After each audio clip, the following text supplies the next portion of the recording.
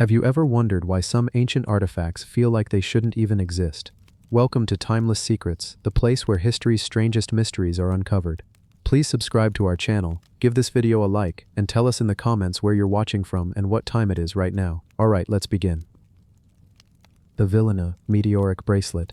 There are artifacts in human history that appear ordinary at first glance, yet the deeper you look, the more they seem to hum with a kind of quiet strangeness. The Vilhena hoard, unearthed in southeastern Spain, is one such discovery. Within it lay objects of gleaming gold, delicately worked and carefully hidden away thousands of years ago. But nestled among the golden cups and diadems was something even more enigmatic, a bracelet fashioned not of earthbound metal but from iron that had once fallen from the sky. To hold it, even in imagination, is to hold a fragment of the heavens, a shard of cosmic fire reshaped by human hands into an ornament meant to endure. This is the story of that bracelet, the Vilhena meteoric bracelet, a story of wealth, ritual, technology, and the curious choice to bend a fallen star into something that could circle the wrist of a Bronze Age figure whose identity we can only guess. The bracelet was part of the now famous Vilhena treasure, discovered in 1963 near Alicante, Spain. A chance find, as so many of the world's greatest archaeological treasures tend to be. The local archaeologist, José María Soler, made the remarkable discovery in a dry riverbed, uncovering what would later be recognized as one of the most important hoards of prehistoric Europe. There were goblets, bowls, bottles, and an array of jewelry, all exquisitely fashioned from gold. More than 50 objects in total, weighing almost 10 kilograms. Their craftsmanship spoke of a culture both wealthy and skilled, capable of acquiring and working massive quantities of precious metal, at a time when most of Europe still lived in small, modest settlements of stone and wood. But hidden in the gleam of that gold was something that did not belong. A bracelet, dark in hue compared to the luminous surfaces around it, and of a material not commonly found in Bronze Age Iberia, iron. But not the kind of iron mined and smelted by human hands. This was meteoritic iron, forged not in earthly furnaces but in the furnace of a dying star. This detail alone makes the bracelet extraordinary. For centuries, long before the widespread adoption of iron smelting, humanity's first encounters with iron came from above. Meteorites, scattered across deserts and plains, were the first gifts of iron to humankind. Small fragments were hammered into daggers, beads, or amulets, each one carrying an aura of mystery. Because how could it not? Imagine being a Bronze Age artisan, accustomed to copper and tin, finding a strange dense stone fallen from the heavens, glinting with metallic veins. What story would you tell of it? Was it a gift from the gods, hurled to earth as a token of power? Was it a shard of lightning, hardened into stone? Or was it something far stranger, a relic of the skies that men were never meant to possess? The bracelet of Vilhena suggests that those who possessed it thought deeply about such questions. Unlike the golden cups, which might have been ceremonial or symbolic of wealth, the bracelet feels different, like a deliberate statement. Gold dazzles, but it is terrestrial. The bracelet whispered of something celestial. The act of crafting iron from meteorites is itself no small feat. Unlike gold, which can be hammered and shaped almost immediately once found in its native form, meteoritic iron is difficult to work. It contains nickel and other trace elements that make it resistant to simple shaping. The bracelet's maker would have needed not only extraordinary skill but also patience, repeatedly heating, hammering and cooling the material until it yielded into a usable form. The choice to expend such effort suggests the bracelet was no ordinary ornament. It may have been reserved for someone of the highest status, perhaps a chieftain, a spiritual leader, or a figure who blurred the lines between the sacred and the political. We cannot know who wore it, but we can imagine the scene. A Bronze Age leader seated among their people, the golden cups arranged for ritual feasts, the fires casting a glow on gold ornaments, and on their wrist, a darker band, one that gleamed faintly when the firelight caught the nickel-rich veins of meteorite. Perhaps it was worn only on special occasions, when the stars shone brightly, a reminder that the bracelet's material had once fallen from the heavens themselves. The Vilhena treasure as a whole offers many mysteries. Why was it buried? Who placed it in the earth? And why was it never retrieved? Was it a votive offering, a gift to the gods meant to remain hidden forever? Or was it a safeguard, a hidden cache intended for later recovery that never came? The desert landscape where it was found is dry, sparse, and unforgiving, a place where the hoard might lie undisturbed for centuries, and indeed it did.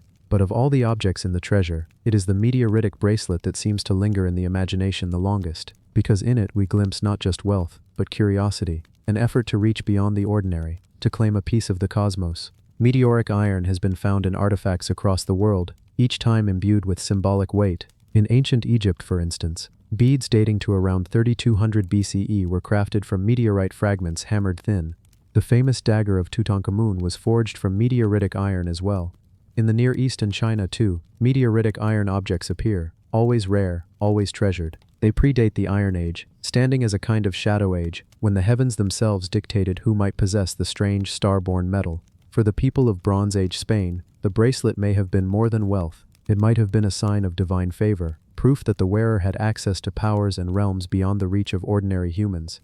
A symbol of rulership that was not only political, but cosmic, because gold tied you to the earth and its riches, but iron from the heavens tied you to the stars. The bracelet also invites us to think about the way early cultures perceived the sky. In a world before telescopes and astrophysics, the heavens were not empty space but a realm alive with meaning. Every star was a god. Every comet a portent. A meteor blazing across the night sky must have been both awe-inspiring and terrifying. A streak of fire falling, a visible sign that the sky itself could fracture. To find a piece of that fallen fire on the ground afterward would have been beyond extraordinary. It was a gift, or perhaps a warning. Either way, it was not ignored. What's remarkable is how carefully this gift was treated. To hammer it into a bracelet is not merely to own it, but to transform it. To take what the cosmos had thrown down and bend it into a human form of meaning. In that sense, the Velina bracelet is not just jewelry, it is dialogue, a conversation between the stars and the people who looked up at them, wondering what lay beyond. The treasure, including the bracelet, is today kept under careful watch. Visitors gaze at it through glass, trying to imagine its journey from the core of a star, to a meteorite crashing onto the Iberian Peninsula, to the hands of an artisan who forged it into a bracelet, to its burial and rediscovery millennia later. Each step in that journey stretches the imagination across cosmic and human scales alike. In the end, the bracelet is a reminder of how human beings have always reached upward, even when our hands were bound to the soil. That reaching took many forms, in myth, in ritual, in stone monuments aligned to the solstice, and in the delicate curve of meteoritic iron wrapped into a bracelet that tied a Bronze Age person not only to their people, but to the sky itself. And so, when we look at the Velina meteoric bracelet, we are not just seeing a piece of metal, we are seeing human yearning, crystallized into form. The yearning to grasp the heavens, to make them part of us, to wear a star upon the wrist, and carry it into the world of earth, and fire, and gold. It is at once humble and profound, a fragment of sky, a fallen star, reshaped into an earthly treasure that still speaks, softly but insistently, across the millennia. The Palaspata Temple Complex. High in the Andes, where the air thins and the sky feels closer than the earth, lies a plateau that carries stories too old for words, too faint for memory, yet too enduring to vanish. The Palaspata Temple Complex, as it is called today, rests among windswept ridges and valleys etched by glaciers long gone, in a land where silence itself seems to hold weight. Stones press against one another as if they are keeping secrets, their edges softened by centuries of rain, frost, and sun. To the traveler who wanders here, the first impression is not of grandeur, but of quiet order, a deliberate hand arranging mountain boulders into shrines, terraces, and courtyards that still breathe with the pulse of ritual. This is no temple of marble columns, no sprawling city like the ruins at Tiwanaku or Machu Picchu. The Palaspata site is modest in size, but its placement, its alignments, and its survival tell us that it was once more than a mere gathering place. It was a node in the great web of Andean life, a space where sky and trade converged. Farmers, herders, priests, and travelers might have knelt before its altars, laid offerings in its chambers, and looked upward to the firmament that ruled their days and nights. The first thing that strikes any archaeologist standing here is the relationship between stone and horizon. The blocks are heavy, quarried from nearby ridges, yet lifted and fitted in ways that echo other Andean sacred centers. Their walls form open courtyards, perhaps once roofed with thatch, their thresholds leading toward distant peaks. No carving shouts from their surfaces, but subtler marks whisper, niches set into walls, shallow depressions cut into the ground, channels for water, and stairways rising toward nothing but the sky. These features are not decorative, they are purposeful. In Andean cosmology, mountains themselves were beings, the Apus, guardians of land and water. To stand among stones pointing to these peaks was to enter dialogue with the divine. Imagine, then, the ceremonies that may have unfolded here. Picture a line of traders ascending from the valleys, carrying goods that shimmer with far-off origins. From the coast might come shells and dried fish. From the jungles, feathers and resin. From other highlands, obsidian, woven cloth, or metal ornaments. At Palaspata they would pause, not merely to rest, but to give thanks, to seek blessing for the passage ahead, or to mark their contribution to the cycle of exchange. Trade in the Andes was never just economy, it was ritual, obligation, and reciprocity. Goods moved as gifts, as bonds between communities, just as much as commodities to be consumed. Archaeologists studying Palaspata have found traces of this life. Fragments of pottery, decorated in styles that echo multiple regions, shards that suggest feasting, fire pits that once glowed with offerings. A few charred bones, not of humans but of llamas, hint at sacrifice, and woven among these fragments is the alignment of the temple itself. When the solstice sun crests the horizon, it pours light directly into the central courtyard. When the Pleiades cluster reappears in the night sky, heralding the time for planting, the temple frames it perfectly through a gap in its walls. Such precision was not chance, it was architecture bound to the heavens. The people who raised Palaspata were heirs to long traditions. Before the Inca Empire spread its roads and fortresses, there were smaller polities, cultures whose names are half forgotten, whose voices remain in shards and ruins. Palaspata may have belonged to one such community, perched between highland trade routes that carried not only goods but ideas, stories, and prayers. For the high Andes were never empty. They were threaded with paths. Across dizzying passes and steep valleys, caravans of llamas wound their way, led by herders who knew each stone and turn. At night they gathered by fires, shared coca leaves to ease the strain of altitude, and looked up at stars that seemed close enough to touch. The temple was a place to bind those nights to meaning. It was a calendar and compass, a sacred checkpoint. Some scholars suggest it may have served as a neutral ground, a space where groups met under divine witness. Others think it was more tightly bound to local ritual, perhaps the home shrine of a lineage, a place where ancestors were honored. The truth may be both. For in Andean thought, community extended beyond the living. Ancestors walked with their descendants, embodied in mummies, remembered in offerings, tied to the land itself. To place a temple here was to invite both sky and earth to dwell in its stones. Walking through its terraces now, one can almost sense the footsteps that once wore paths into the ground. A low wall surrounds the main enclosure, as though marking the boundary between ordinary space and sacred space. Within, flat stones form platforms. Some bear shallow depressions, likely mortars for grinding maize or pigments. Others are aligned with channels that suggest libations of chicha, the maize beer so central to Andean ceremony, were poured to flow across the stone, glinting in sunlight before seeping into earth. It is easy to imagine the scene on a festival day. People gathering from nearby valleys, their clothes woven in patterns that signified village and kin. Women carrying baskets of maize, beans, and quinoa. Men leading llamas draped with small bells and tassels. Priests, if that is what we may call them, emerging in garments heavy with feathers and metal. And in the center, fire burning, smoke rising into thin air, as chants rose and echoed off the mountainsides. At a cue, silence would fall, and all eyes would lift toward the horizon, waiting for the first edge of sun or star. For in that moment, the ritual was not about human will, but about witnessing the order of the cosmos. And yet, Palaspata was not simply about ceremony. Its position suggests strategy. The Andes are a landscape of scarcity, as much as abundance. Water is precious, crops fragile, herds vulnerable. Communities relied on reciprocity, on alliances cemented by trade. The temple may have been a guarantor of such alliances, a place where exchanges were sanctified. To give here was to give under divine gaze. Archaeological finds of exotic goods, turquoise, shell, and copper ornaments, imply that Palaspata saw items far beyond its immediate environment.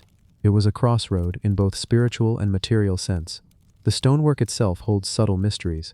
Unlike the perfectly cut blocks of Inca Cusco, the stones here are rougher, less uniform, yet carefully fitted. They follow natural contours, suggesting respect for the land's shape rather than conquest over it. Some stones bear faint traces of carving, spirals, lines, perhaps symbols. They are weathered to near invisibility, yet their placement hints at meaning lost to us. Scholars debate whether they were purely decorative, or whether they mapped the sky, the calendar, the order of ritual. The Andes are filled with such motifs: spirals for water, stepped patterns for mountains and sky, circles for the sun. To those who raised them, these marks were not abstract. They were alive, part of a language between human and divine. In quiet moments at Palaspata, one senses that language still humming. The wind whips across the plateau, carrying the scent of ichu grass and the cry of distant birds. Clouds drift, casting moving shadows over terraces. The silence feels charged, as though the stones themselves remember. Travelers who come here often describe an uncanny sense of being watched, not by malice, but by presence, as if the mountains regard the visitor with solemn patience. And perhaps that is fitting. For the Andes were never backdrop, they were participants. Every peak had its name, every stream its spirit. Archaeologists continue to debate the origins of Palaspata. Was it linked to the Tiwanaku culture to the south, whose monumental ruins still stand at Lake Titicaca? Was it part of a local polity, now lost to history, overshadowed by the later rise of the Inca. The site resists neat classification. Pottery styles suggest influence from multiple regions. Its alignments echo traditions widespread across the Andes. It may have been a hybrid space, born of meeting, of mixture. Such ambiguity frustrates scholars, but it reflects reality. The Andes were never homogeneous. They were a tapestry of languages, traditions, and shifting alliances. What is clear is that Palaspata endured. Long after its builders were gone, later peoples still visited, still offered coca leaves, or poured libations at its stones. Even under the Inca, who absorbed so many local shrines into their imperial religion, Palaspata seems to have remained in use. And even after conquest and colonization, when European priests condemned such places as idolatry, villagers would still come quietly, blending Christian prayers with older offerings. A handful of coca leaves left in a niche, a sip of alcohol poured on the ground, a whispered prayer to both Christ and mountain spirit. Palaspata survived not because it was powerful in stone, but because it was woven into the habits of life. Today, as archaeologists map and study the site, they face the paradox of preservation. To understand, they must touch, excavate, and record.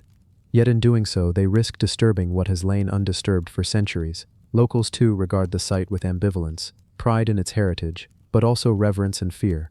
For to interfere too much with sacred stones may invite imbalance. Modern Andean rituals still remind us the earth, Pachamama, demands respect, and so Palaspata sits in its plateau, half known, half unknown. Its terraces catch the sun, its stones hold the cold of night. In one sense it is a ruin, just another archaeological site among thousands, but in another sense it remains alive, a quiet node in the vast net of Andean sacred geography. To walk here is to feel that the ground is not mere ground, but a surface stretched between sky and underworld, a membrane on which humans briefly tread.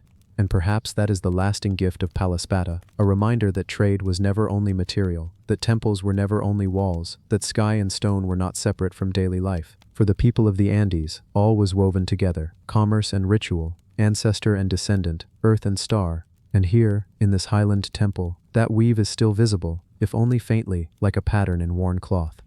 The Palaspata temple complex may never reveal all its secrets. Its builders left no written record, no inscription naming kings or gods. What survives are stones, alignments, fragments. Yet these are enough to tell us that once, high in the Andes, people paused to lift their eyes to the sky, to pour offerings into earth, and to let their lives be part of a rhythm greater than themselves. And that, perhaps, is why the temple endures. Not as a monument of power, but as a breath held in stone, a place where the human and the cosmic met, and still meet, if one listens in silence. The elite burial of Aspero. The story begins quietly on the desert coast of Peru. The air is heavy with salt carried inland from the restless Pacific, and the horizon blurs between pale sand and pale sky. Here, where the river Supe makes its way to the sea, there is a settlement older than most kingdoms, older than even the pharaohs of Egypt. Its name today is Aspero, and it holds secrets that were buried long before memory, long before ink or parchment. Aspero was once a place of bustle and work, but not in the way we imagine cities of later ages. There were no stone palaces, no carved stelae, no armies of bronze. Instead, there were fishermen with nets woven of reeds, women shaping gourds into containers, children running along the dunes. They lived in simple houses, yet rising above them were immense platforms of stone and earth, the beginnings of temples or meeting places. This was one of the earliest cradles of what we call civilization, and in this place, among the refuse of daily life, archaeologists uncovered a burial unlike any other. She was not buried like the rest. Most of the people of Aspero were interred modestly, sometimes only with a pot or a few offerings, sometimes in nothing but sand. But this woman, lying beneath layers of earth, was wrapped carefully, deliberately, in a shroud of feathers. Thousands of tiny feathers, sewn into cloth, enfolded her body. With her were ornaments of carved beads, and objects whose meaning remains elusive even now. She had not been laid to rest as a common woman. She was someone whose presence marked her as exceptional. The feathers themselves whisper of stories. In the dry desert air of Peru, fragile things can survive for thousands of years. Feathers of seabirds, perhaps, or birds brought from the highlands, preserved still with their delicate barbs intact. They shimmered faintly when unearthed, dulled by time but still recognizable. In many ancient cultures, feathers symbolized flight, spirit, or the breath of the divine. To be wrapped in feathers was to be transformed, to become something more than human. In Aspero, it seems, this woman had been given the gift of transformation. Who was she? The archaeologists cannot say, but her burial hints at power, or perhaps holiness. Some have wondered if she was a leader, a priestess, a woman who commanded respect and reverence. Others suggest she may have been part of the rituals that bound Ospero's people to the sea and the sky. For Ospero was not just a fishing village, it was part of something larger. To the east, up the Supai Valley, lies Caral, a vast complex of pyramids, plazas, and stairways that rises from the desert floor. Caral is one of the oldest known cities in the Americas, and Ospero was its coastal counterpart. The two were linked, one controlling the inland agriculture, the other guarding the coast and its riches of fish and shellfish. Together they formed part of a civilization so old that it had no pottery, no metal, no writing, yet it built monuments, planned settlements, and performed elaborate rituals. The burial at Ospero connects us directly to this forgotten world. Imagine, if you will, the funeral procession, thousands of years ago. The desert sun is lowering, its red light painting the sand. A small group of people gathers. They carry the woman's body, already wrapped in the feathered mantle, perhaps with music of flutes made from bone or shell, perhaps with chanting voices. They walk slowly to the prepared grave. Around them, others stand silent, watching. There is grief, perhaps, but also reverence. When she is lowered into the earth, offerings are placed with her. A necklace, carved objects, tokens meant to accompany her into whatever world awaited beyond. It is easy to imagine the flicker of torches, the smell of smoke as herbs are burned, the shifting of sand as the grave is sealed. Then, silence. The wind returns. The ocean continues its endless breathing, and she rests, wrapped in feathers, untouched, for 4 millennia. What does it mean to be remembered this way? Most people vanish into the earth without a trace, yet she endured, waiting to be uncovered. When archaeologists brushed away the sand, when they lifted each fragile feather, it was as if a voice from the deep past had spoken. Not in words, but in symbols. Feathers, beads, position, care. A message that someone here was valued, cherished, powerful. To understand the burial, we must also understand Ospero itself. It was not a city of stone like Cusco or Tenochtitlan. Its walls were made of stone and mud, its temples of simple blocks. Yet it was monumental for its time. Mounds rose above the flat desert, perhaps to elevate people closer to the heavens, perhaps to serve as stages for rituals. From these platforms, priests or leaders could have looked out across the Pacific, watching the horizon, watching the stars. For the people of Ospero, the sea was not only food, it was life, mystery, and the pathway to other realms. Fishing boats made of reeds would launch from the shore, men balancing on the waves as they cast nets. Women processed fish, dried them, stored them. Trade routes carried these goods inland. In return, cotton and gourds from the valley came down to the coast. Cotton was spun into nets, gourds became containers. This economy, simple in its parts, wove together a society capable of supporting large-scale construction and ritual. And in that society, certain individuals rose above the rest, like the feathered woman. Feathers, again, are key. In the Andes, across time, feathers always carried special meaning. Bright macaw feathers from the Amazon were prized in later centuries, traded across great distances. To wear feathers was to display power, beauty, transcendence. To be buried in them was to step into the world of the gods. And so she becomes a mystery we cannot fully solve. Was she a ruler, a shaman, a mother of a lineage? Perhaps all, perhaps none.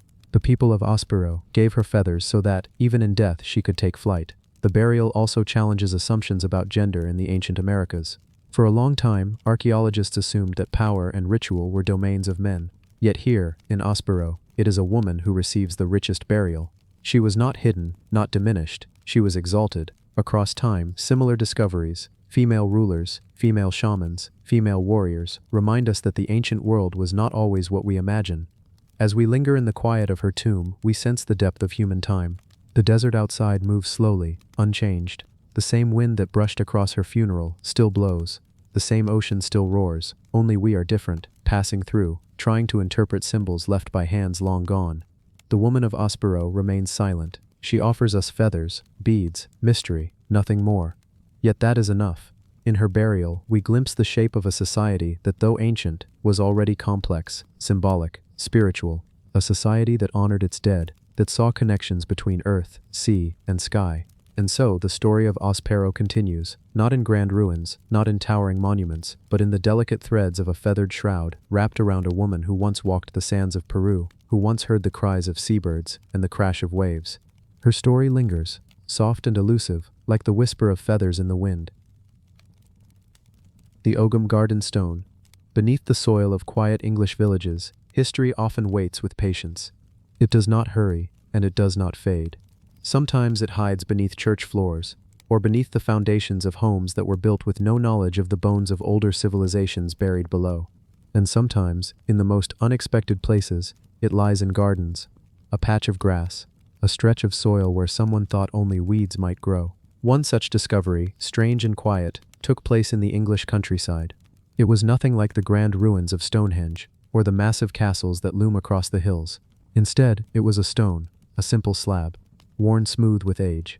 Its surface was scarred, but not by accident. Along its length ran markings that seemed deliberate, shallow notches, almost like a ladder turned on its side. Some would have walked past it without noticing, but to those who looked closer, who bent down and let their fingers follow the grooves, it became clear that these lines carried meaning. This was no ordinary garden stone. It was Ogham. Ogham is one of those scripts that seems to live halfway between language and mystery.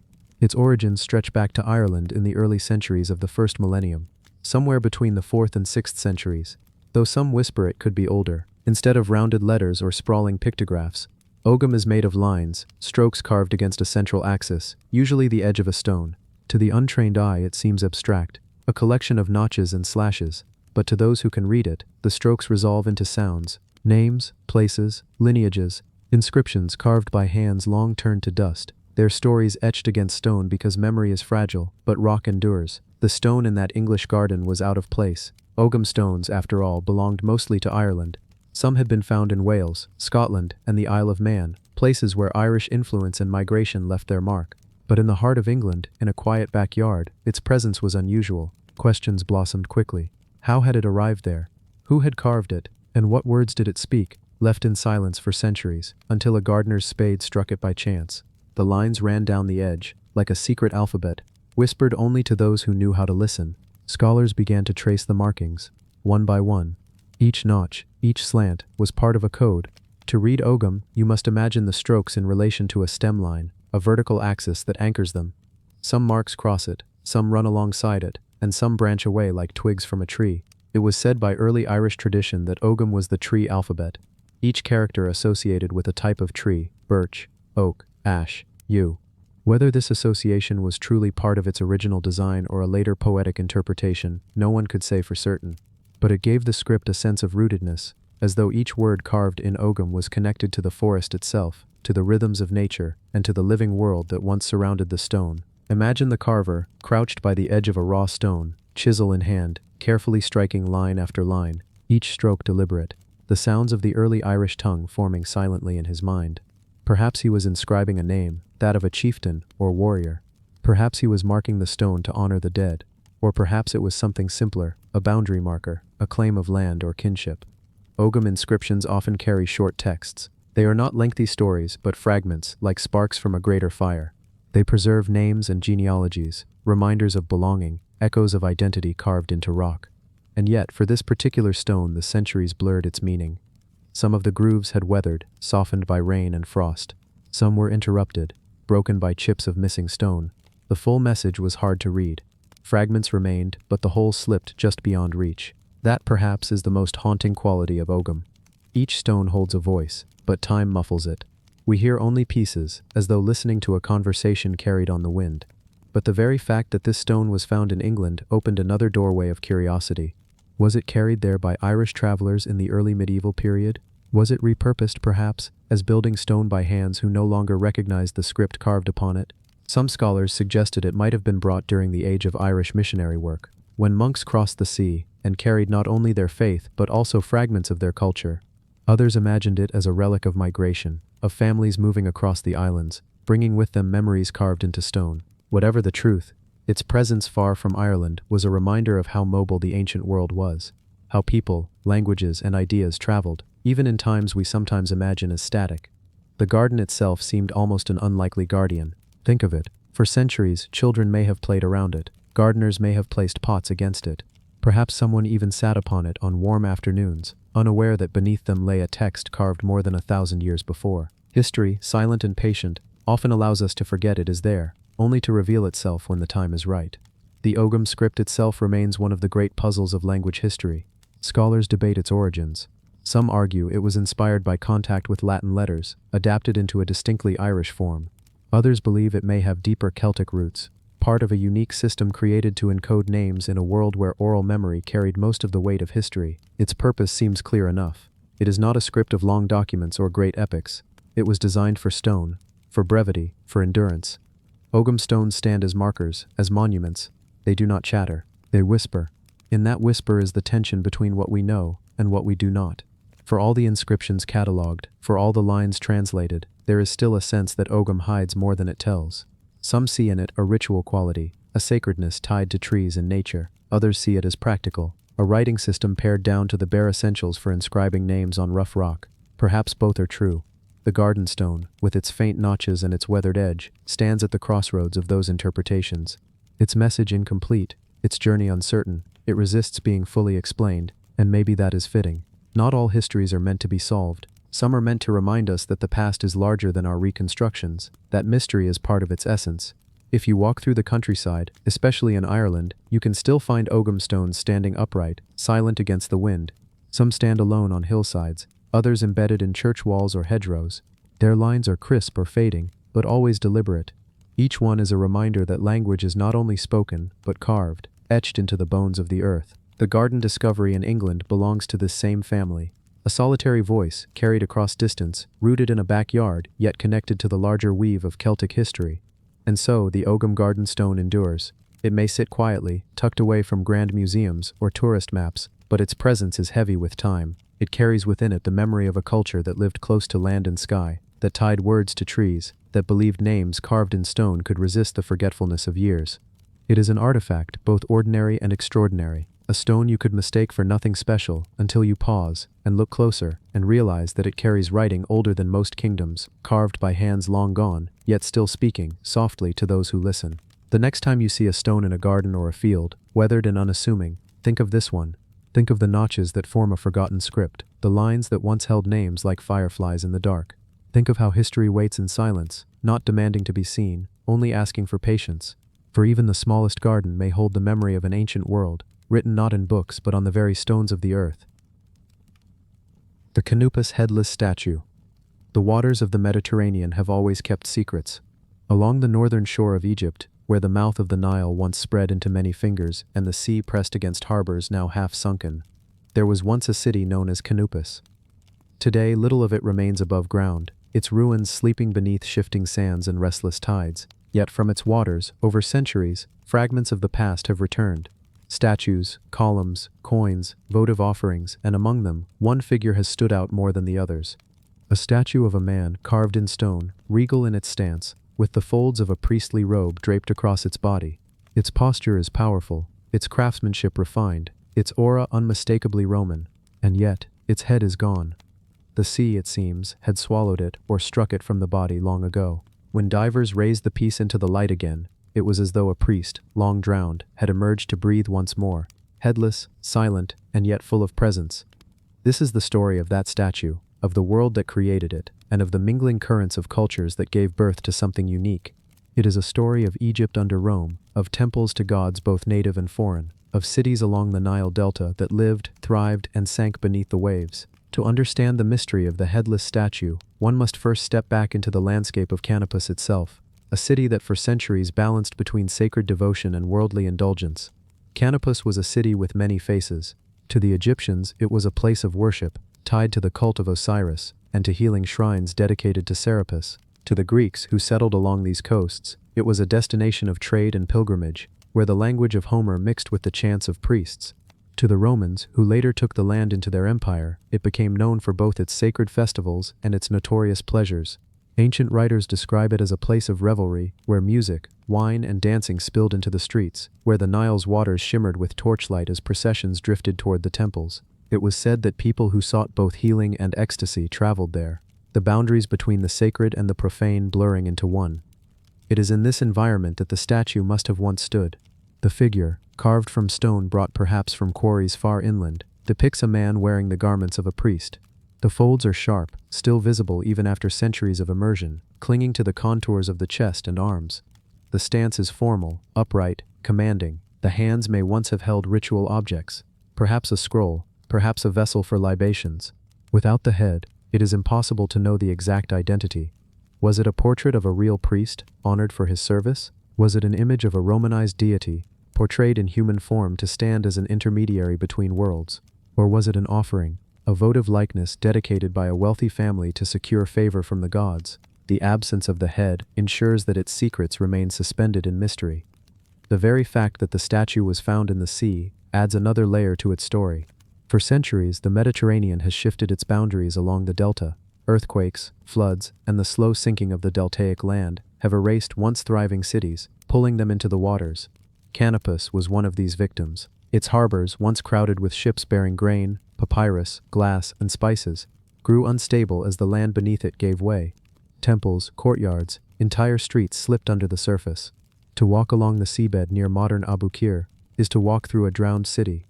The headless statue, when raised, seemed less like an artifact than a revenant, a fragment of a world that had breathed, feasted, worshipped, and then vanished. When one looks closely at the carving, something else becomes apparent: the blending of styles.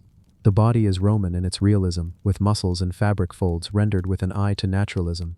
Yet there is something Egyptian as well, in the rigidity of the posture, the sense of frontality, the way it confronts the viewer directly. This synthesis was no accident. Egypt under Rome was a land of hybrid identities. The Romans admired Egyptian antiquity, even as they imposed their own architecture and art. Priests in Canopus might have dressed in Roman fashion for official portraits while still presiding over rituals that were ancient when Rome was young. A statue like this captures that balance. A Roman priest in Egypt, an Egyptian cult under Rome, two traditions fused into one figure. But the missing head continues to demand attention. The head of a statue is more than its crowning feature. It is the seat of identity. A head could reveal whether the face bore the features of a specific man, perhaps a priest named in records, or whether it carried the stylized form of a deity, eyes gazing into eternity. Without it, the statue becomes anonymous, its authority both weakened and strangely amplified. There is a long history in Egypt of statues defaced deliberately, heads removed, faces hammered away, acts of damnatio memoriae, the erasure of memory. Could the missing head of the Canopus statue be a result of such an act? Perhaps the priest fell out of favor. Perhaps a shift in power demanded the obliteration of his likeness. Or perhaps the sea itself claimed the head, snapping it off in the tumbling collapse of temples into the waves. The absence lingers as a wound, and yet as an invitation to wonder. To imagine the life around the statue is to picture Canopus in its height. Pilgrims arrived by boat, gliding along canals that linked the city to Alexandria and to the greater Nile network. Merchants sold perfumes and oils near the temple steps. Processions of dancers carried torches at night, the air heavy with the smell of wine and incense. Within the sanctuaries, priests like the one immortalized in stone performed rituals, offering libations to Serapis, a god born of Egyptian and Greek fusion, patron of healing and the afterlife. Devotees sought cures, bringing tokens and offerings. Some slept within the temple, hoping for visions in dreams. Others came for the great festivals, when the god's statue was carried through the streets on sacred boats, the city transformed into a living theater of devotion and spectacle. It is possible that our statue once stood in a corner of such a sanctuary, watching silently as generations came and went, as prayers rose and torches burned low. And then, inevitably, change came. Rome itself shifted, Christianity spread, and the old cults waned. Temples fell into neglect. Earthquakes and floods damaged the fragile delta land. What was once vibrant and crowded slipped into silence. The sea rose, swallowing Canopus, piece by piece. The statue, still standing, may have toppled in some calamity, plunging into the water where it lay for centuries, its priestly robe gathering silt, fish brushing against its arms, barnacles clinging to the folds of stone. It slept while empires rose and fell above, while languages changed, while maps were redrawn, until divers rediscovered it, and once more it saw the light, headless but enduring. Today, when one stands before the Canopus headless statue, whether in a museum or in images brought back from the underwater excavations, it is impossible not to feel a certain tension. It is at once incomplete, and yet strangely whole. It reminds us that identity is fragile, that memory can be erased, but that presence lingers. A priest whose name we will never know still stands, carved from stone, once a mediator between gods and mortals, now a mediator between past and present. It is one of many treasures that the sea has given back from Canopus, but perhaps none embody the city's fate quite so powerfully. A place both sacred and indulgent, both Egyptian and Roman, both living and drowned. The headless statue is not just an artifact, it is a metaphor. It reminds us that civilizations too can lose their heads, their identities fractured, their voices silenced. And yet, like the statue, something remains. A fragment rises from the sea, asking us to remember, to imagine, to piece together what was lost. The Roman priest of Canopus, headless and silent, still presides over a ritual of memory, performed not with incense and chants, but with the gaze of those who see him, and wonder what stories lie locked in the folds of stone. And so, when you think of Egypt, do not think only of the pyramids rising from the desert, or the Sphinx gazing across the sands. Think also of the drowned city of Canopus, of the statue pulled from the sea, a priest without a head, a voice without words. In his silence, the echoes of a world resound, a world where gods were many, where cultures intertwined, where the sea kept its secrets until the day it chose to return them. The Canopus headless statue is more than stone. It is a question that will never fully be answered, a reminder that even lost kingdoms can rise again in fragments, emerging from the sea to stand once more in the light. The Uzbek microlith arrowheads, high on the wind-washed plateaus of Central Asia, where the land stretches wide and the horizon wavers in shimmering bands of heat, a scattering of stone no bigger than a fingernail carries the weight of a mystery that reaches back tens of thousands of years. The deserts and mountains of Uzbekistan hold these fragments of time, tiny tools so delicate they can easily be mistaken for broken pebbles, yet so precise they reveal the careful intelligence of hands that shaped them more than 80 millennia ago. They are microliths, arrowheads and bladelets chipped from the heart of flint and chert, sharp enough to pierce hide, light enough to fly, small enough to vanish in the palm of your hand, and old enough to challenge everything we thought we knew about the people of that distant age. It begins in caves like Teshik Tash, where a child was buried with wild goat horns in the dark embrace of stone, or in rock shelters along the Zarafshan River Valley, where sediment builds in quiet layers, each one a page in the book of vanished lifetimes. Archaeologists kneeling in the dust sift through soil that feels as soft as powder, yet hidden within it are slivers of worked stone that gleam faintly when the light catches them. To most eyes they would look accidental, the random byproduct of cracked rocks and erosion, but a trained hand knows the difference. A microlith carries the geometry of choice, the angle of a strike, the deliberate flake, the slender spine that narrows to a piercing point, all signs that someone long ago sat with raw stone in their lap, turning it over in thought, pressing it against bone or antler until it fractured along invisible lines. The people who made these weapons lived in a world both harsher and emptier than ours. 80,000 years ago, Central Asia was not the hub of bustling cities and trade caravans it would one day become. It was raw land, open steppes where cold winds roamed, mountain ridges that cut against the sky, and valleys where rivers braided themselves into silver threads across the earth. Herds of wild horses, gazelle, and aurochs thundered across the plains, their hooves striking the ground in rhythms older than history. These animals were prey, but also power, their movements shaping the choices of those who followed them, and the microlith arrowheads were the tools that made the difference between life and hunger. To imagine the life of those who knapped these stones, one has to slow down and breathe into the silence they must have known. At night, the sky over Uzbekistan stretched with stars unmarred by smoke or lamps, sharp and cold against the dark. Fire flickered at the center of their camps, its sparks rising into the vastness above, each flame mirrored by eyes watching from the shadows, wolves, hyenas, or perhaps other humans. For it was an age when Homo sapiens were not alone. Neanderthals moved across the steppes. Denisovans, still a shadowy cousin known only by fragments of bone and teeth, left their faint traces in caves scattered through these lands. The microliths raise questions not just about survival, but about who exactly carved them. Were they the work of our direct ancestors, modern humans pushing eastward from Africa, testing new ground? Or were they the craft of Neanderthals adapting, refining their hunting technology in ways more complex than we ever assumed? Or were they made by that elusive third lineage, Denisovans, whose very existence was unknown until a girl's finger bone revealed their genetic ghost? The stones do not answer directly, but they whisper hints. Their smallness is deceptive. A microlith was rarely used alone. It was set into wood or bone, lined up in a row like teeth along a shaft to form a serrated blade, or mounted carefully at the tip of an arrow. Imagine the patience of such work, heating resin from pine or birch until it grew tacky, pressing each sliver into place, binding it with sinew, waiting for it to dry, and finally lifting the weapon into the air. What resulted was deadly efficiency. A shaft tipped with these razor-like stones could tear deep, opening wounds that even the thick hide of an aurochs could not withstand. Small size meant lighter arrows, faster shots, longer range. It was technology that seems modern in its ingenuity. Yet here it lies, 8 times older than the first known kingdoms, resting quietly in the dust of Uzbek plateaus. There is a paradox in their survival. Stone endures when wood and sinew vanish, when resin decays and hides rot away into soil. All that is left are the bones of tools, their smallest and hardest pieces. When archaeologists uncover them, they often arrive in clusters, dozens of microliths in one place, as if an ancient toolkit spilled onto the ground and was left behind. Each cluster tells a story. Perhaps it was a hunting camp, abandoned after the fire burned out and the hunters moved on. Perhaps it was a napping site, where someone sat breaking stone after stone, chasing the perfect shard, discarding hundreds for every one that met their standards. Even the waste flakes matter. They are fossils of thought, the pauses and missteps in an act of creation. The land around these finds is harsh, but it is also generous in silence.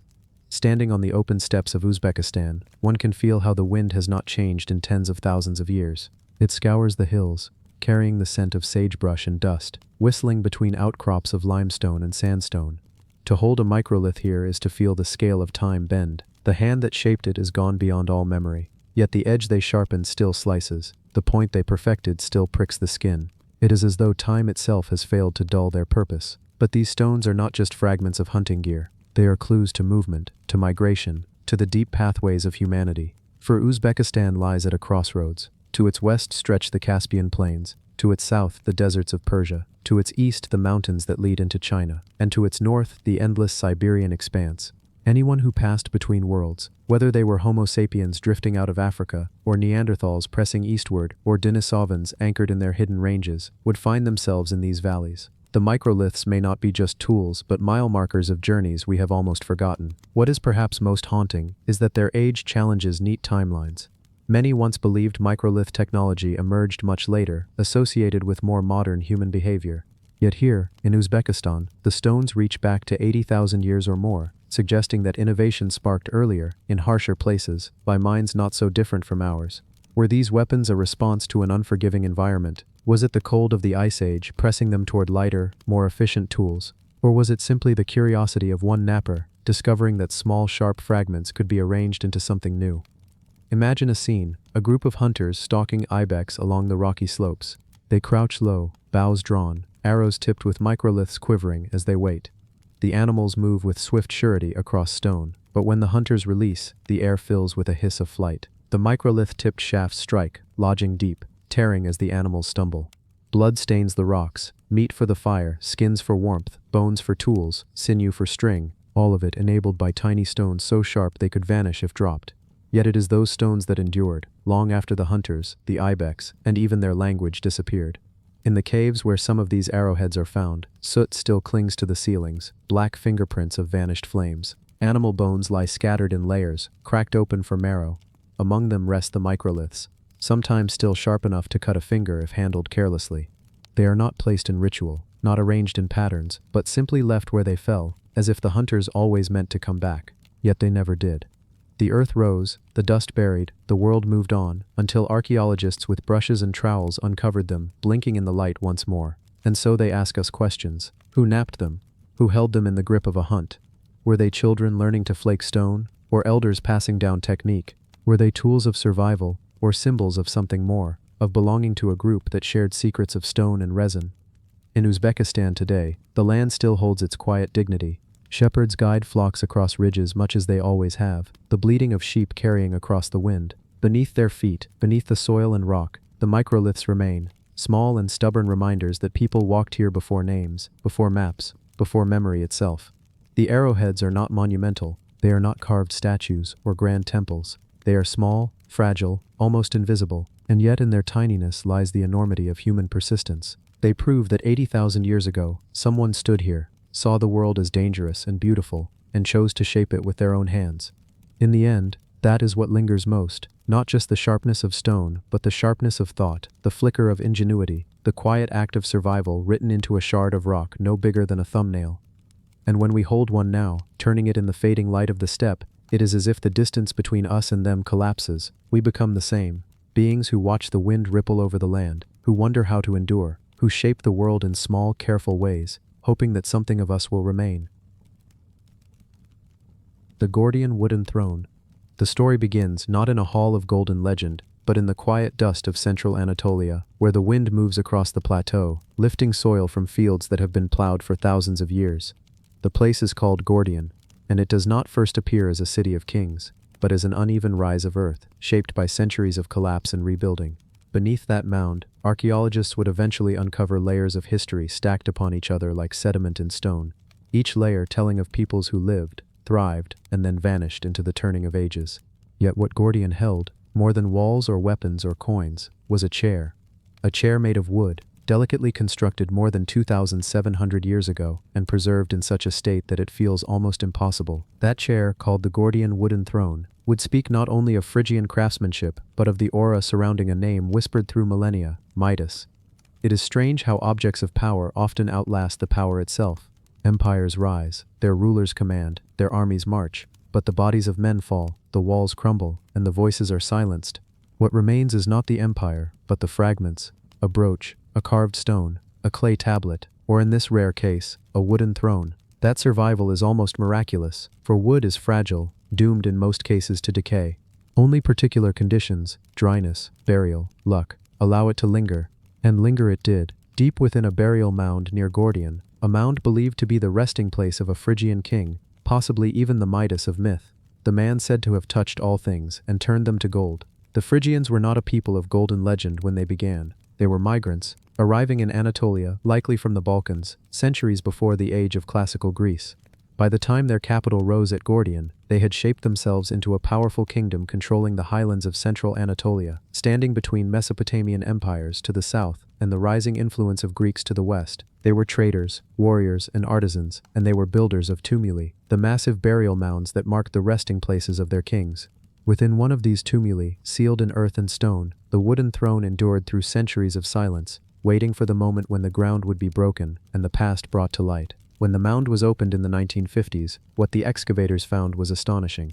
Not simply the remains of a royal burial chamber, but furniture, tables, stools, and most impressively, the throne itself. It was not a crude seat, but an object of elegance.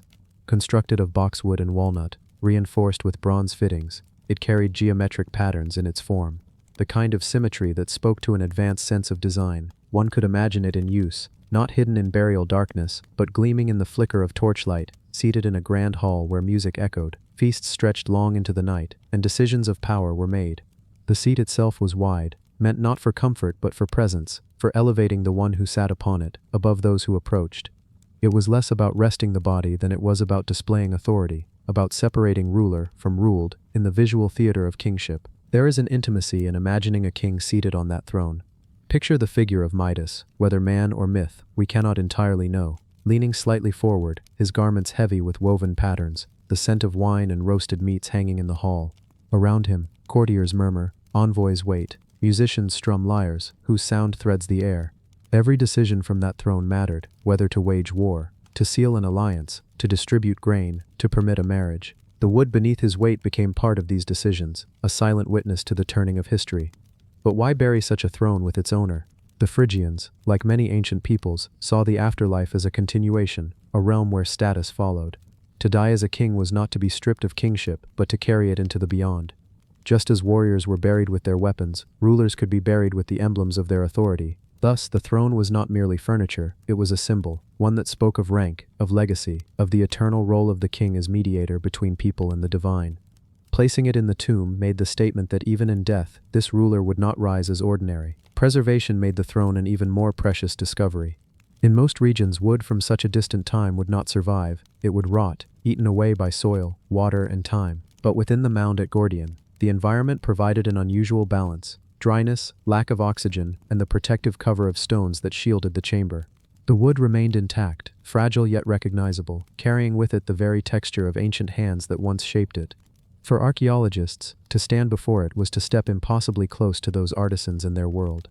The throne tells us about Phrygian craftsmanship in ways texts never could. The joinery, the carving, the use of metals alongside wood, all of it suggests a high level of skill, a society where specialized artisans worked under royal patronage. They did not make this throne in haste, it was not a rushed creation but a carefully designed piece intended to endure. That intentionality speaks to the cultural value of objects, how they believed wood and bronze could embody authority as surely as crowns or jewels. And yet, when we think of Midas, it is not wood we remember, but gold. The myths say that he wished for everything he touched to turn to gold, a wish that became a curse when even food and his daughter transformed in his hands. Scholars debate whether the myth reflects the wealth of the Phrygians or Greek caricatures of Eastern kings, but what is striking is how the actual legacy that survived was not golden treasures but a wooden throne. Perhaps that irony is fitting. The myth exaggerates, the earth remembers differently. In the larger story of Gordian, the throne fits as a fragment of a city that stood at crossroads of power. Gordian itself was famous for another object, the Gordian knot. According to legend, it was an intricate knot tied to an ox cart, prophesied that whoever could untie it would rule Asia. Alexander the Great, upon reaching the city centuries later, is said to have cut through it with his sword, declaring the prophecy fulfilled. In that way, Gordian became linked to the destiny of empires. The throne, buried long before Alexander's arrival, belonged to the earlier era, when Phrygian kings like Midas held their own sway before being eclipsed by larger powers. The burial chamber where the throne was found was not empty aside from furniture. It held the remains of the king, wrapped and adorned, accompanied by vessels of food and drink meant for the journey beyond. Feathers were found, textiles too fragile to survive in full, but enough to suggest the richness of Phrygian funerary customs. To step into that chamber was to step into an intact ritual of death, sealed away for over 2 millennia. The throne sat among these offerings, towering above the tables as if still in use, waiting for the king to resume his seat. For modern historians, the throne raises questions as much as it provides answers. Did it belong to Midas himself, or to his father Gordius, or another king entirely? The tumulus in which it was found is vast, one of the largest in Anatolia, leading many to believe it was indeed a burial of extraordinary significance. Yet no inscription confirmed the identity. The wood speaks silently, it does not name, and so the throne becomes a vessel for speculation, carrying us into the blurred space between archaeology and legend. When displayed today in the Museum of Anatolian Civilizations in Ankara, the throne seems almost surreal. It is not gilded, not encrusted with gems, but rather modest in material, relying on proportion and craftsmanship to convey dignity. Visitors might be surprised at its simplicity, but that simplicity carries weight. It reminds us that power is not always loud, that presence can be crafted in wood as surely as in gold. To stand before it is to realize how much authority can be embedded in the shape of a chair, and how objects can embody the intangible force of rule. The throne also tells us something more universal about humanity. Across cultures, seats of power have always existed. Pharaohs on their raised chairs, emperors on dragon thrones, popes on cathedra. A throne is never only a seat, it is an idea, a structure upon which the body of authority rests. The Gordian wooden throne fits into that lineage, an ancient Anatolian expression of a global human instinct, to embody power in form, to elevate one human above another through an object. The survival of the throne is fragile. Wood cracks, joints loosen, time presses. Conservators must work carefully, stabilizing, controlling humidity, preventing the final collapse. In this way, the throne is also a reminder of impermanence. It survived thousands of years, but its future is uncertain. We who live now are stewards, temporary guardians of its form, before it too may fade into memory. As we look back, we see how the throne bridges myth and archaeology. On one side is Midas, a story told by Greeks, his golden touch more curse than blessing. On the other is a real burial, a wooden throne, a people who lived, ruled, and built. Between them, the throne becomes a meeting point, where legend touches artifact. It shows us how myth exaggerates but does not entirely invent. There was a king of Gordian. There was power. There were symbols of authority that endured. Gold may not remain, but wood does. And so the Gordian wooden throne, simple yet profound, endures as one of the oldest surviving wooden thrones in the world, a relic not of myth alone, but of human history. It connects us to a kingdom that rose and fell, to artisans who shaped wood with skill, to a ruler whose name still echoes. It is in its quiet persistence, a reminder that the objects we create can outlast the voices that first gave them meaning, carrying their own silent authority through the ages. The Holy Jar of Roman Britain. It begins in the damp soil of Britain, a place where the ground itself remembers what people forget. Beneath centuries of layered time, farmers, soldiers, and villagers came and went, building and abandoning, until the past lay quiet, folded away into the earth. In such places, the unlikeliest of things wait to be uncovered. Not golden treasure, not weapons, not relics of clear importance, but objects whose very strangeness ensures they cannot be dismissed. Among them, buried in a Roman settlement in Britain, was a jar, an ordinary ceramic vessel at first glance, except for one thing. It was full of holes, dozens of them. Neatly pierced, deliberately patterned, spread across the surface of the clay. No inscription explained it, no context revealed it, no parallel in Roman art or craft made sense of it. It was, simply, a jar full of holes, unearthed from the soil of Britain where Rome once stood. And yet, because it made no sense, it refused to be ignored. Imagine the moment of its discovery. The archaeologists brushed away soil, expecting a broken pot, perhaps a storage jar, perhaps something that once held oil, or wine, or grain. Such things are common in Roman sites, scattered fragments of everyday life. But as the vessel came clear, the holes revealed themselves one by one, not accidental breaks, not damage from time, but perfectly intentional punctures. They formed patterns, arranged carefully, as though whoever made them had a purpose in mind. The jar's body looked intact, its form functional, its rim shaped for a lid. Yet with all those holes, it could not possibly hold liquid. It could not keep grain. It could not do what jars were meant to do. And so the questions began. What was it for? Why go to the trouble of shaping clay, firing it, making it strong, and then riddling it with holes until its ordinary purpose was undone? A waste of effort? A joke? A ritual? Or something stranger still? The people who once lived here would have known. To them, the jar's appearance would not have been confusing. It would have belonged, explained by context, that time has erased. Perhaps it sat in a household, used every day, or perhaps it stood in a temple, touched only in ceremony. Perhaps it was part of a trade, a tool for some craft long abandoned. Or perhaps it was never meant to be practical at all, only symbolic, only for meaning that words cannot now supply. Scholars puzzled over the jar as they do with such objects. One suggested it might have been a lamp. Perhaps holes let light shine through, a glow of flame within. But the pattern of holes made the idea uncertain, too large, too oddly placed, too inconsistent with known lamps. Others thought of sieves, colanders, strainers for food or drink. But this jar was far too big, its walls too thick, its holes too irregular for any useful filtering.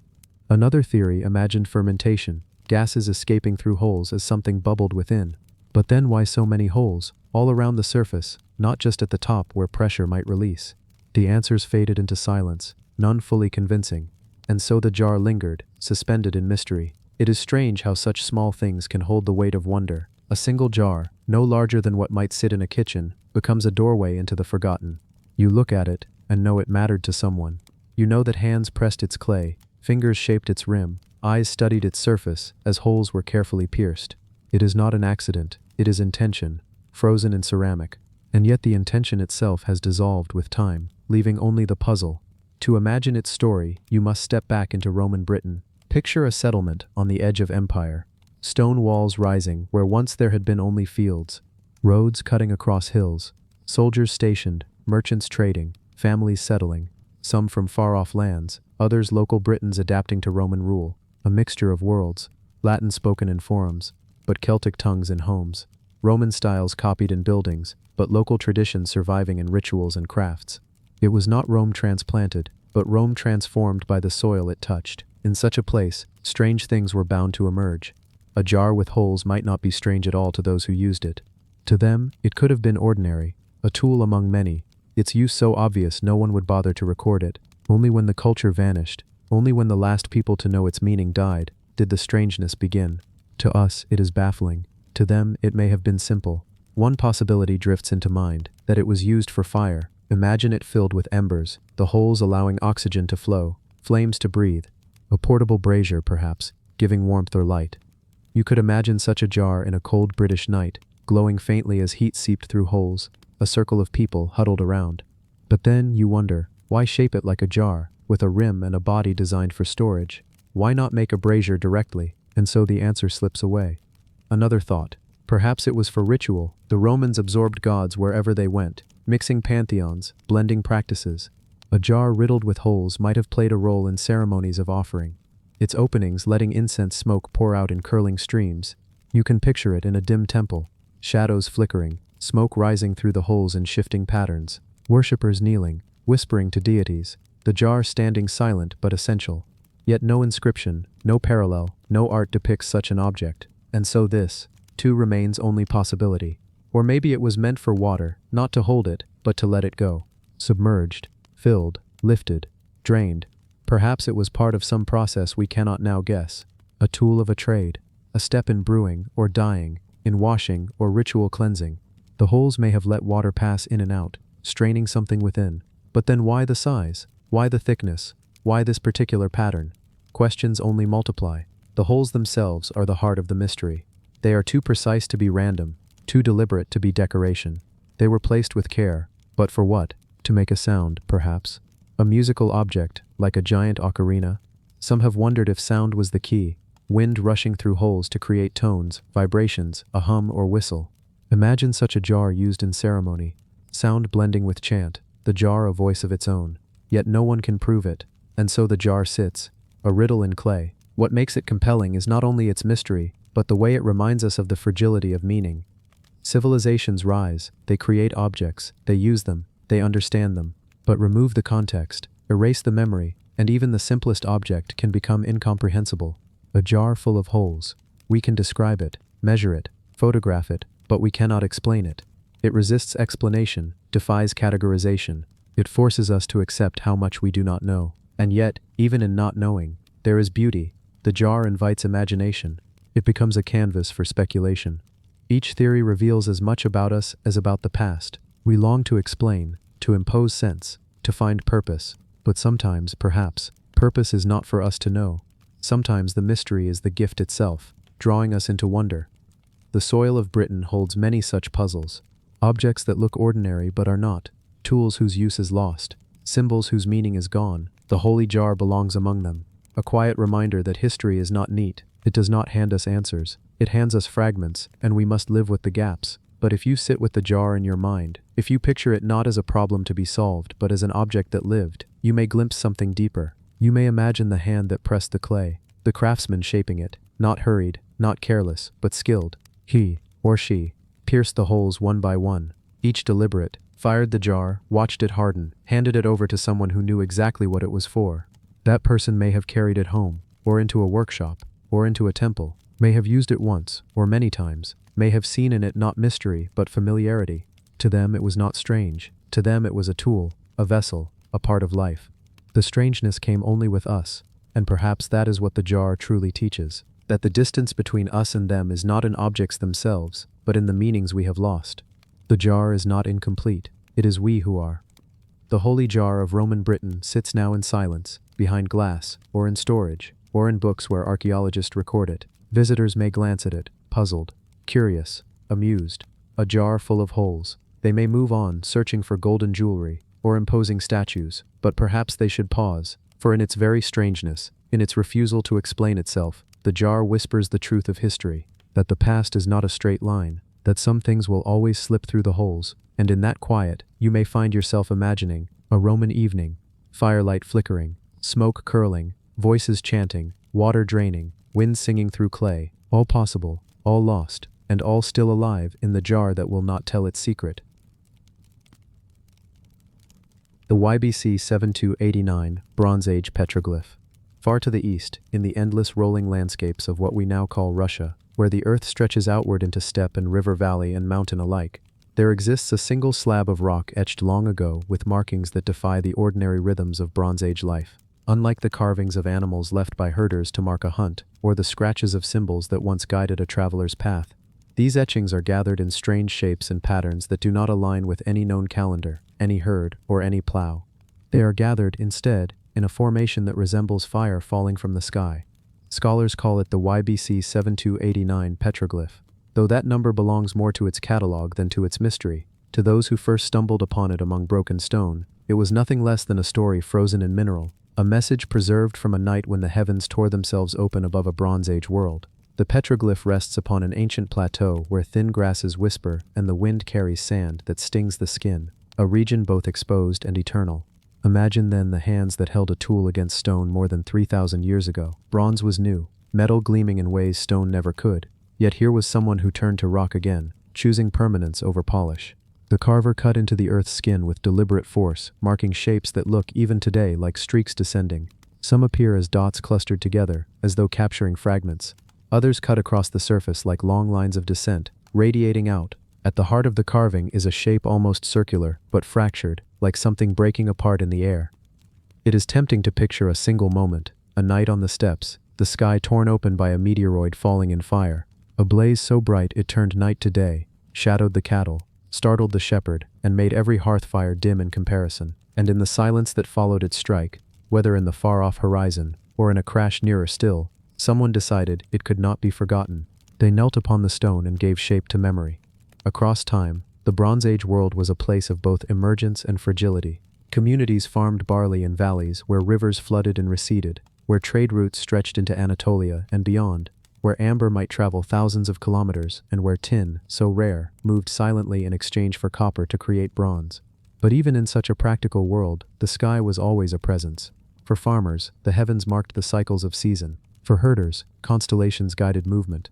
For priests and diviners, the celestial dome became a book of omens, and when something extraordinary appeared above, when a streak of fire and thunder split the night, it was no mere spectacle, it was a sign, it was the divine speaking directly to earth. The YBC 72089 petroglyph is carved deep, as though the maker feared the story might be erased. This is not idle doodling, this is inscription. Each line cuts clean, and though the rock has weathered in places, the image still breathes its strangeness. When archaeologists first documented it, they noted how unlike it was compared to other carvings of the region. No deer, no elk, no hunting scene, no sun wheels, no agricultural tally. Instead, it felt cosmological, catastrophic, celestial. One might imagine the day after the fall. Dust still settled in the horizon, the air heavy, carrying the smell of burned earth. Perhaps those nearby gathered in silence, staring at the crater that yawned where once had been field or forest. If the impact was close enough, perhaps trees had been stripped bare, animals fallen dead. If distant, perhaps the sound alone, the roar of stone through atmosphere, the boom of its meeting with earth was enough to seed terror. How does one explain fire from heaven? For a people with no written record, the only record was stone, myth, and memory. The carving then becomes both artifact and scripture. And so we picture the carver, sitting perhaps among others who watched. The tool in hand was bronze or stone, the technique practiced. But what mattered most was not precision, it was truth, or something close to it. The memory of the fall had to survive. It would not be captured in song alone, for songs could be forgotten. It would not be left to the trembling of voice, for voices fail. It was etched here, where time itself is slower than human life, where the wind can smooth edges but not erase meaning. Archaeologists wonder, was it one fall, one catastrophic meteoroid that inspired this? Or was it memory of many, the way that comets and showers leave fire across centuries? Could it have been Halley's Comet, appearing like a burning visitor? Or something far rarer, far more destructive, perhaps akin to the Tunguska event that would come much later in history, when a meteoroid shattered the sky over Siberia and flattened forests for miles? The stone does not answer, it only reminds, and yet, beyond its cosmological mystery, the petroglyph speaks to something deeply human. Across cultures, across ages, people sought to mark what was extraordinary, what was outside the rhythm of their days. In Mesopotamia, scribes inked records of eclipses and fiery omens. In Egypt, priests interpreted falling stars as messages from gods. In China, astronomers etched comets into bamboo slips. Here, on the far plateau of Russia, someone did not need a priesthood or empire to tell them the meaning. They took stone and carved memory directly. The placement of the petroglyph is as mysterious as its form. It lies not in a bustling settlement, not beside a grave, but apart, on a bare outcrop. Perhaps this was intentional. Perhaps the site itself was chosen because it felt touched by what fell, an alignment of stone to sky. Imagine walking to it in the Bronze Age, leading others there, pointing at the etching, saying, "This is what happened, this is what we saw." In that way the stone became a gathering place, a site of remembrance, even of ritual. It is possible that offerings were laid near it, that fire was lit beside it each year when the stars crossed again in familiar patterns. We cannot know, but the possibility lingers like smoke. And then there is the silence of centuries, for as long as the carving survived, so too did the memory. But memories fade, traditions vanish, communities move, empires rise in distant lands. And eventually, the stone stood alone, its markings half buried in soil, exposed to rain, waiting. When finally rediscovered, it spoke again, not in words but in shapes that forced us to ask, what story is this? What fell from their sky? Consider the awe of standing before it today, your hand hovering above the grooves carved millennia ago. Each line is a bridge across time, each mark holds both fear and wonder.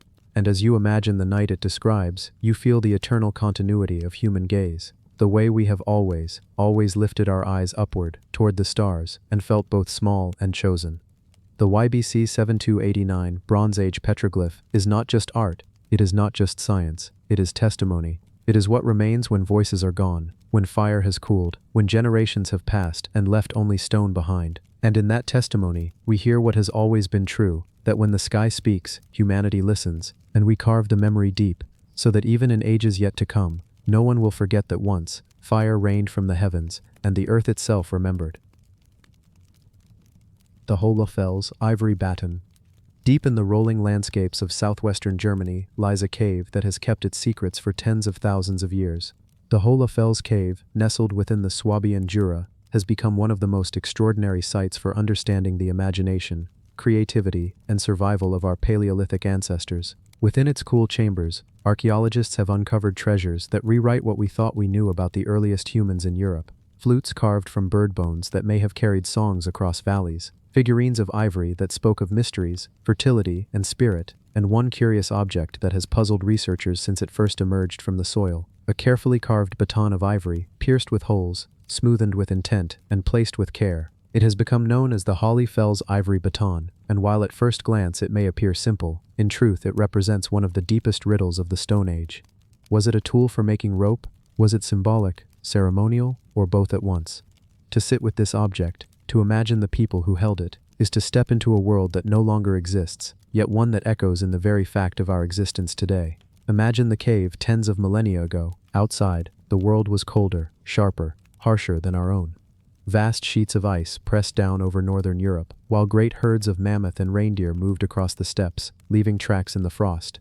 Small bands of humans, our ancestors, sought shelter in the caves that opened along limestone valleys, carrying with them fire, stone tools, bones, and dreams.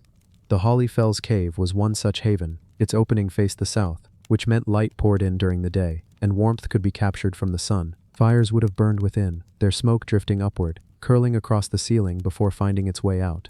Within that glow, men, women, and children gathered, telling stories, carving, singing, and surviving. The walls absorbed centuries of breath and heartbeat, and the floors accumulated layers of discarded bone, worked ivory, fragments of flint, each layer preserving whispers of daily life. It was in this layered memory that the ivory baton was found. Carved from the tusk of a mammoth, it carried with it the strength of an animal long vanished. The smoothness of its surface speaks of careful labor, the kind that requires not just strength, but patience. The holes carved into it, round, deliberate, evenly spaced, hint at a function, but the function itself remains elusive. Some archaeologists argue that it was a rope-making tool, a device through which fibers could be twisted and braided into strong cords, the kind of cords needed to bind tools, to create snares, to construct shelters. Others look at the refinement of the piece and wonder if it had another purpose, perhaps ritual, perhaps symbolic, a tool of power rather than utility. To imagine it being used as a rope-making tool is to conjure a world where fibers were collected from plants, stripped and twisted. Rope was one of the most vital inventions of humanity, though it rarely survives in the archaeological record. With rope, humans could bind stone to wood, lash together shelters, lower themselves into caves, carry heavy loads, fish and hunt with nets. To make rope efficiently required knowledge, technique, and perhaps tools like this baton. You might imagine a person sitting by the fire, fibers collected and piled at their side, pushing them through the holes of the ivory baton, twisting them, tightening them, creating a strong cord. Their fingers move rhythmically, almost meditative, and the sound of fibers twisting fills the cave along with the crackling of fire. But perhaps it was not so simple. Perhaps the baton, polished and gleaming in firelight, was not only for rope but a marker of skill, a token of status. The people of the Ice Age did not divide the practical from the spiritual as we often do. Every action, hunting, carving, binding, singing, was infused with meaning. To carve from mammoth ivory was not an act done lightly. It was to take from the body of an animal that had given meat, hide, bone, and tusk. To shape ivory was to shape part of the world itself, and so the baton may have carried a dual nature, a tool for survival and a symbol of connection, a reminder of what was given and what was received. The Holly Fells Cave reminds us that humans, even at the dawn of our story, lived not just with survival in mind, but with imagination. Here were carved flutes, their holes arranged to play tones still recognizable today. Here was the Venus figurine, with curves exaggerated, carved from ivory, perhaps embodying fertility, life, or power. And here was this baton, pierced with holes that invite speculation. We cannot help but see in it the hands of those who came before us, hands that pressed ivory smooth, hands that tested it, held it, used it, passed it down. Let us pause for a moment and sit in that cave as it once was. The air is cool, the scent of smoke drifts around you, a fire burns, casting flickering shadows against the walls. The voices of the clan murmur, a child laughs, someone chips away at flint, sparks flashing, fibers are gathered, their textures rough and raw. A figure sits with the baton, the ivory glowing in firelight, moving the fibers through its carved holes.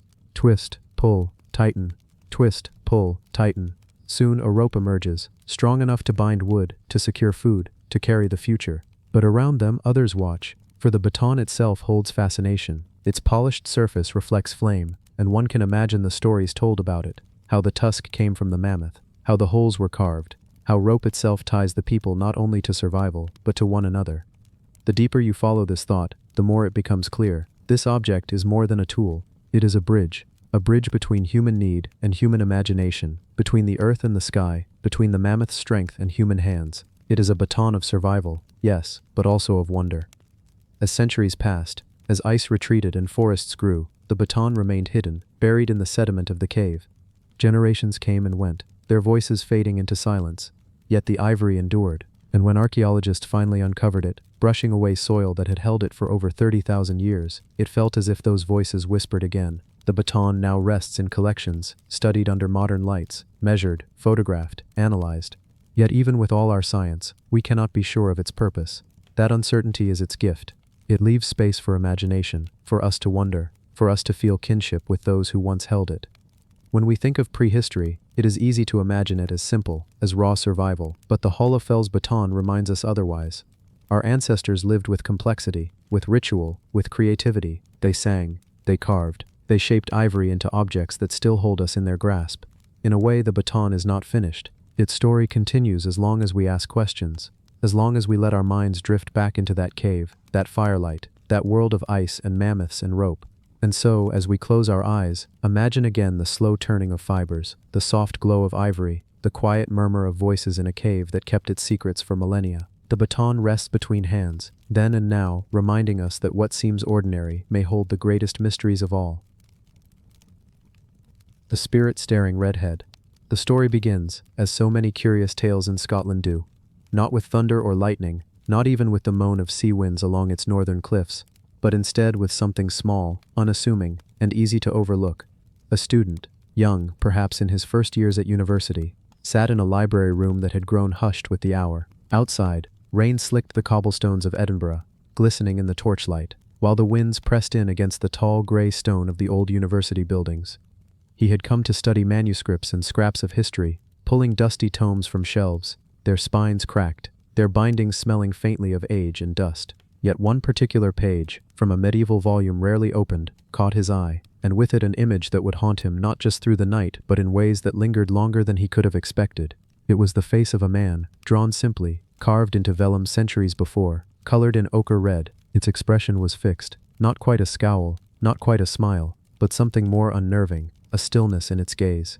It was known only in scattered footnotes as the Redhead. The name suited it. A face with rough, flame-colored hair, eyes wide and stark, as though watching, as though unwilling to release the observer from its stare. The student closed the book, but the feeling did not close with it. He found, as he turned his head toward the quiet, firelit corners of the reading room, that the impression of the face lingered. The image clung to him, an afterglow burned into the mind. And so began the strange history of the spirit-staring redhead, a story that was not truly born with that student, nor with the library, nor even with the medieval vellum on which its likeness was drawn. Its story reached deeper into Scottish soil, back through generations of whispers, down into the shadows of castles where banners once draped stone walls, into the folds of villages where people spoke of sights they could not name too loudly, lest they invite attention from forces they feared. What was the redhead? The question had no single answer, for in folklore and record alike, it surfaced under many guises. Some claimed it was a spirit, etched by a monk's trembling hand, for the monks of medieval Scotland were not only preservers of holy texts, but also secret keepers of local hauntings, recording what others dared not. Others said it was older still, a pagan vision of a figure who wandered between thresholds, watching those who passed, ensuring they carried no ill will into sacred spaces. Yet still others whispered that the redhead was no spirit at all, but a man once living, cursed by deeds of pride, sealed into stone or manuscript, so that eternity itself would look back upon him, unblinking. Whichever version one chose, the core was the same. The face did not vanish, not from memory, not from sight, not even from history. As centuries passed, sightings and accounts piled like sediment. In the borders, peasants in the 15th century spoke of seeing a red-haired man at the edge of their fields, his face pale, his eyes too wide, staring silently as oxen pulled their plows. When they called out, no answer came, and when they approached, he was gone. In the highlands, shepherds told of a figure who appeared on ridgelines at dusk, a shape outlined against the glow of a setting sun, his hair burning in the light, though no man should have been there. And in the lowlands, near ruined abbeys, travelers sometimes felt they were not alone, that some old gaze pressed on their backs, urging them to walk faster. They did not see the figure outright, but in their descriptions the sensation was always the same. They felt the unmistakable weight of eyes upon them. By the 16th century, ballads and scraps of verse carried the legend further. One fragment, scrawled in a margin of an otherwise unremarkable sermon manuscript, warned in Scots dialect of the reed-hided Monwa sees but ne'er speaks. Another, a song passed among traveling bards, hinted that the red head would appear to those who studied too deep, who lingered too long in the pursuit of forbidden knowledge. Perhaps that was why, so many centuries later, the face still waited in a library book. A warning, or perhaps a reminder, of boundaries between what could be read and what should be left unread. The student who found the drawing that night did not of course know all of this. He merely knew that something unsettled had stirred in him, that sleep did not come easily when he returned to his small room under the roof of an old tenement. The rain pattered endlessly outside, and the glow of the hearth fire dimmed. He closed his eyes, but behind them rose the same unyielding image of that red-tinted face, those unmoving eyes, the impression of being watched. It was not frightful in the ordinary sense. Not a ghoul, not a figure with teeth bared or hands reaching. It was subtler, it was persistence. The sensation that he was known, that the figure in the manuscript had not only looked out but looked into, peering beyond surface, beyond flesh, into some quiet place within. He dreamed of long halls with vaulted ceilings, of monks bending over their manuscripts, whispering under candlelight. He dreamed of red hair, strands of it scattered across old flagstones, and of silence so heavy that even his heartbeat felt too loud. When he woke, he could not shake the dream. Days turned into weeks, and he returned to the manuscript again and again, despite himself. Each time the face seemed both the same and yet different, as though its expression shifted ever so slightly depending on his own mood. One day stern, another day mournful, and once, disturbingly, almost amused. Yet when others passed by and glanced at the image, they saw nothing more than a crude medieval sketch, poorly executed, little more than a curiosity. Why did it watch him so closely, and no one else? That question, unanswerable, deepened the mystery. What makes such tales so enduring is not merely the strangeness of the image, but the way it links with older patterns of belief in Scotland. To be watched by a spirit was to be acknowledged by it, and acknowledgement carried weight. For some it meant protection, for others, burden. Faces carved in stone, painted on wood, etched into metalwork, had always served as thresholds, watchers at doorways, guardians of boundaries. The red head fit into this lineage, but with an unsettling twist. It was not fixed at a door or gate, but free-floating, appearing in manuscripts, in sightings across the land, in dreams. It was not bound to protect or to ward, but to stare. And staring is perhaps the most disquieting of all acts when prolonged. As the legend wove through generations, it left traces in unexpected places. In a castle inventory from the 17th century, a note described a tapestry depicting a man with red hair, his gaze eye-following. In the 18th, a traveler through the Highlands recorded in his diary that he had awoken in his inn to find a face painted crudely upon the inside of his shutter, though no paintbrush had touched it. In the 19th century, antiquarians puzzled over the redhead manuscript image, calling it an oddity of marginalia, never realizing the continuity of sightings beyond their tidy descriptions. And in the 20th, this student saw it again, and felt the same unshakable unease that others had felt before. The story continues because it must, because the red head does not fade. If you close the book, it waits for you to open it again. If you turn your head away, you find yourself glancing back, drawn by compulsion. If you try to forget, it slips quietly into dreams, uninvited. Some claim that if you meet its gaze long enough, you begin to hear whispers, faint as wind through grass, though not in a language you understand. Others say that the redhead appears only to those who carry questions within themselves, those who cannot be satisfied with the surface of things but must always dig deeper, must always know more. If so, then perhaps it is less a curse than a mirror, reflecting the hunger of the one who sees it. Still, the student's tale does not end with whispers alone. One evening, months after his first encounter, he sat once more with the manuscript, the rain again falling outside, as though the weather conspired to repeat the night of his discovery. The fire guttered low, shadows pooled in corners, and there it was again, the red head, staring, unblinking. He did not look away this time. He let the stare continue, minute after minute, until the room itself seemed to fall away, until only the page and the face existed. And in that moment he felt something shift, like the turning of a key in a lock, or the drawing of a breath in a place that had long been still. The face was not only looking at him, it was waiting. Whether it waited to be remembered, or to be spoken aloud, or to be freed from its page, no one can say, for the red head, like so many figures of Scottish lore, resists conclusion. It remains open, unsettled, a presence that cannot be tied neatly with an ending. To tell its story is to be drawn into its stare, to feel its eyes following even as the words fall quiet. And perhaps as you listen now, you feel it too, the faint impression of eyes upon you, patient, unyielding, red as old ochre, fixed as stone, watching still. The alien metal golden treasures. There are objects in museums, hidden behind the safety of glass, that seem at first to be merely beautiful. They shine under soft lights, their smooth surfaces catching the gaze of anyone who pauses long enough to admire them. To the casual passerby, they are simply jewelry, decorative, golden, the kind of thing one imagines a chieftain's wife, or perhaps a high priestess would wear. But sometimes, beauty hides a stranger story. Sometimes, when scholars look closely, they discover that an object's beauty is only the surface of a riddle. This is the case with a curious set of treasures discovered in Spain, treasures that have been called golden, but in fact, were not made of gold at all. Instead, their metal came from somewhere higher, far above the earth, from beyond the blue sky, from the falling fire of stones that crossed the heavens. The treasures are alien, not because of their shape, but because of the very substance from which they were forged. Jewelry from the sky, hammered into form by hands who could not have known its origins, yet who must have understood there was something different about this metal. It was not like copper or bronze. It was older than their fires, harder than their blades, glittering with an essence that seemed born of the stars. The story begins with iron. Today we take iron for granted. Bridges, railways, knives in the kitchen, beams in the buildings around us. But in the ancient world, iron was a miracle. Before furnaces could coax it out of the ground, before smelting allowed humankind to master the earth's ores, iron was known only from one source, the sky. Meteoric iron, falling in chunks that sometimes burned brightly as they crossed into our atmosphere, was the first iron ever touched by human hands. Before the Iron Age, before smelters and forges, the only way people could work with this hard, shining material was if a fragment of heaven landed near them. When it did, they did not treat it casually.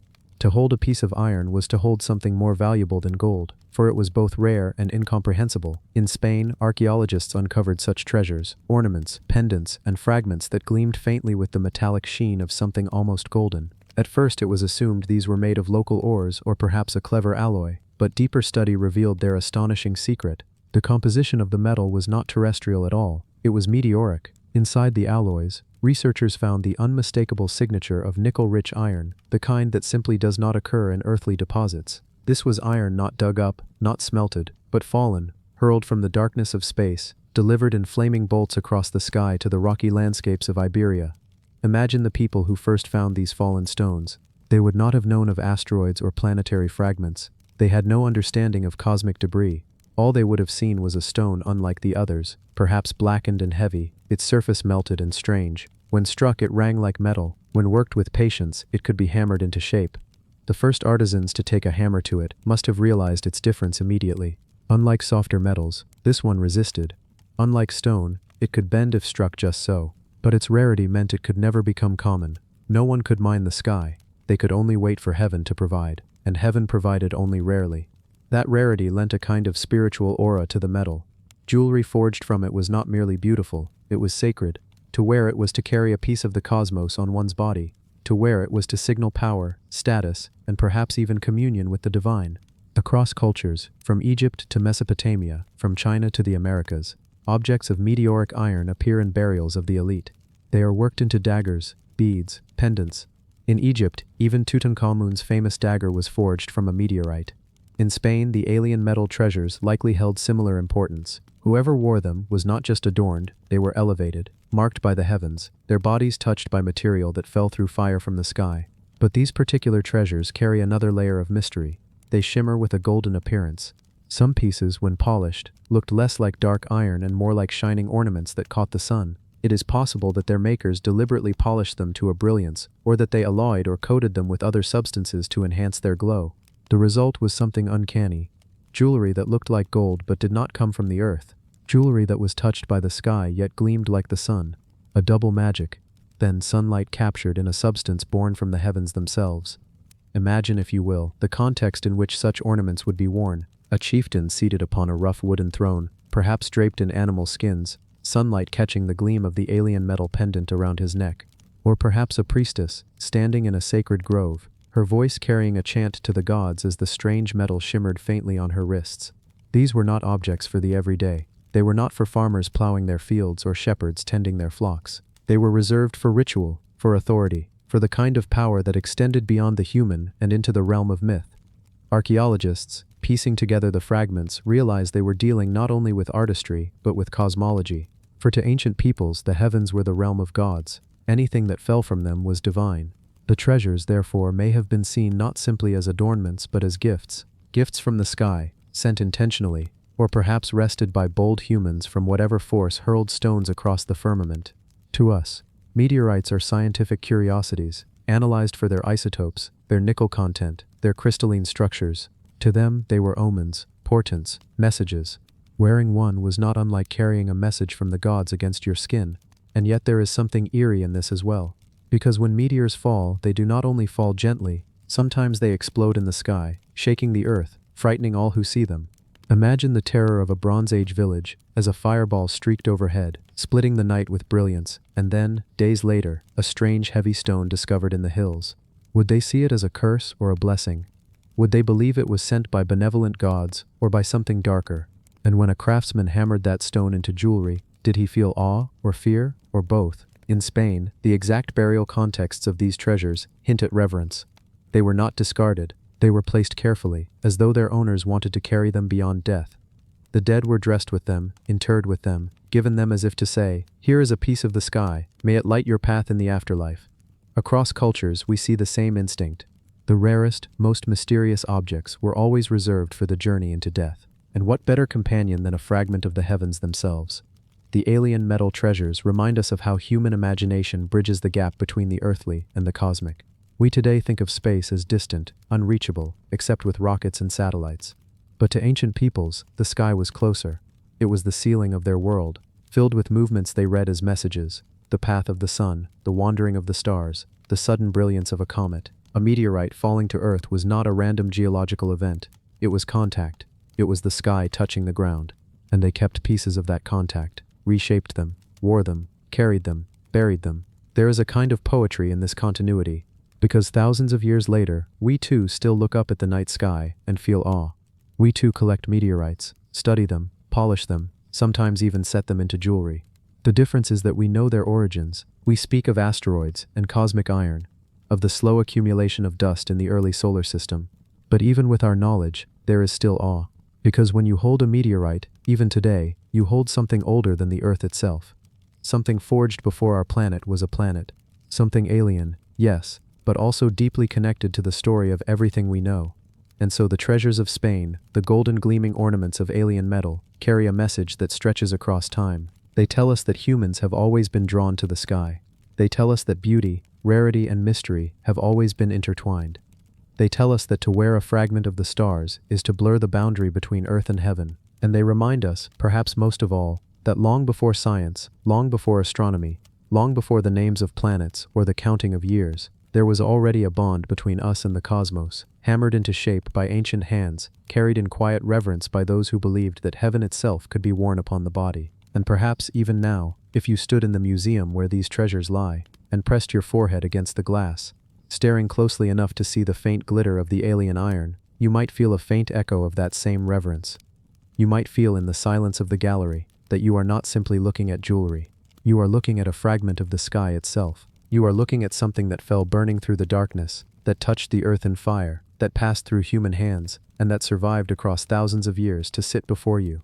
And if you let your eyes linger long enough, you may feel the ancient presence of those who wore it, those who believed that the gods had touched them, those who carried heaven upon their very skin. The Dolni Vestonis. Figurine full the story of the world's oldest ceramic sculpture, does not begin with fire, or with clay, or even with human hands that pressed earth into form. It begins much earlier, with the slow rhythm of ice and wind, with the mammoth-dotted plains of Ice Age Europe, with a cold so deep that only the most resourceful bands of hunters could survive. For tens of thousands of years, humans endured in these harsh lands, walking across tundra and grassland, bundled in furs, eyes narrowed against wind and snow. And in one small settlement near the river Dyje, in what we now call the Czech Republic, something remarkable was left behind. Archaeologists gave it a name, the Dolni Vestonis figurine. To us, it is an object, barely 11 centimeters tall, fragile, cracked, darkened by time. But to the people who made it, some 29,000 years ago, it may have been so much more. Was it a symbol, a ritual tool, a story in solid form, or was it simply an experiment, one of many attempts to see what fire could do to clay? These questions linger, whispering through the centuries, refusing neat answers. Imagine yourself there, in that Ice Age camp, Around you, mammoth bones rise in curving arcs, the framework of huts covered with hides. Smoke curls from a central hearth, its warmth warding off the evening chill. Hunters return from the frozen plains, dragging reindeer, hares, and foxes.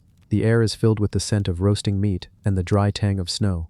And in the glow of the fire, someone gathers clay from the riverbank. They knead it, press it, shape it into something new. Fingers leave marks, smoothing, pinching. Slowly the figure of a woman emerges, broad hips, a heavy belly, rounded breasts. Not a portrait of an individual, but something older, something symbolic, a form repeated across continents and ages. When the figurine was placed into the fire, perhaps no one knew what would happen. Clay, when burned too hot, cracks. When burned too little, it crumbles. But in this experiment, something endured. The small figure hardened, holding its shape. It became the oldest known ceramic in the world, older than any pot, older than any decorated shard. It is, in a way, the ancestor of every clay vessel and every sculpted form that followed. The Dolní Věstonice figurine was found in 1925 by archaeologists digging into the loess soil of Moravia. They uncovered not just the figurine, but an entire settlement site. Thousands of stone tools, bones of mammoths arranged in strange patterns, traces of hearths, and the remains of people. A whole Ice Age community frozen in time. Among the discoveries were hundreds of fragments of fired clay, many shaped like animals, bears, lions, mammoths. Most had exploded in the flames, fragile experiments broken apart. But the figurine endured. Its survival seems almost deliberate, as if it had a fate different from the rest. The figure itself is striking. The head is little more than a nub, without detail. The arms taper into thin, useless stubs. The focus is the body. Swollen hips, deep curves, a physical exaggeration of fertility. Was this meant to be a goddess, a symbol of abundance, a prayer in clay for successful births, plentiful game, survival through harsh winters? Or did it serve some entirely different role, one we can scarcely imagine? The settlement where it was found reveals more mysteries. The people of Dolní Věstonice lived around 29,000 years ago. At the height of the Gravettian culture, they were hunters of mammoth, and the bones of those great beasts formed the walls of their shelters. They wore necklaces of ivory and beads carved from wolf teeth. They painted their faces with ochre, and in one remarkable grave, archaeologists found the skeleton of a woman, her body twisted, her face partially paralyzed, her bones showing evidence of disease. She was buried with ceremony, with a fox pelt laid beside her, as if her community had recognized her as someone special. Some scholars have wondered, was she the one who shaped the figurine? The thought lingers, fragile as the clay itself. A woman, disfigured in life, perhaps holding knowledge of fire and earth, shaping clay into figures for her people. It may only be a guess, but it draws us closer to those who lived in a world so different, yet so recognizably human. Close your eyes and picture the figurine again. It is not polished, not symmetrical, not idealized in the way later Greek statues would be. It is rough, handmade, imperfect, but perhaps that was its power. It was not about beauty, it was about meaning, about symbol, about magic even. Some archaeologists believe the figurine was used in rituals connected to fertility and life. Others think it might have been a teaching tool, a way of demonstrating how clay behaves in fire. Still others suggest it may have been both at once, practical and symbolic, ordinary and sacred. The truth may lie somewhere in between, forever out of reach. Over time, the Dolní Věstonice site yielded more secrets, more figurines, more fragments, more clues to the lives of its inhabitants. The settlement seems to have been a center of craft and ritual, a gathering place. People may have traveled from far away to join in hunts or ceremonies, to exchange knowledge. And at the heart of it all was the mastery of fire, not just for warmth, not just for cooking, but for transformation.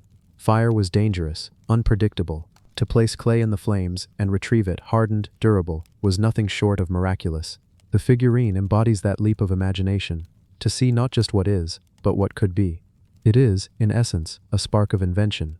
Today, the figurine rests in a museum case, under carefully controlled conditions. Visitors pass by, glance at it, pause for a moment. Some see only a small, broken relic, but others sense its weight, the way it connects us to people who lived nearly 30 millennia ago. To touch it would be to bridge an unimaginable gulf of time. And yet, despite its fragility, despite its cracks and wear, the figurine still speaks. It tells us that even in the harshest of environments, humans found time for creativity. That survival was not enough. They sought meaning, expression, connection to forces larger than themselves. In a world of snow and mammoths, they shaped the first ceramic, leaving behind an object that outlived them all.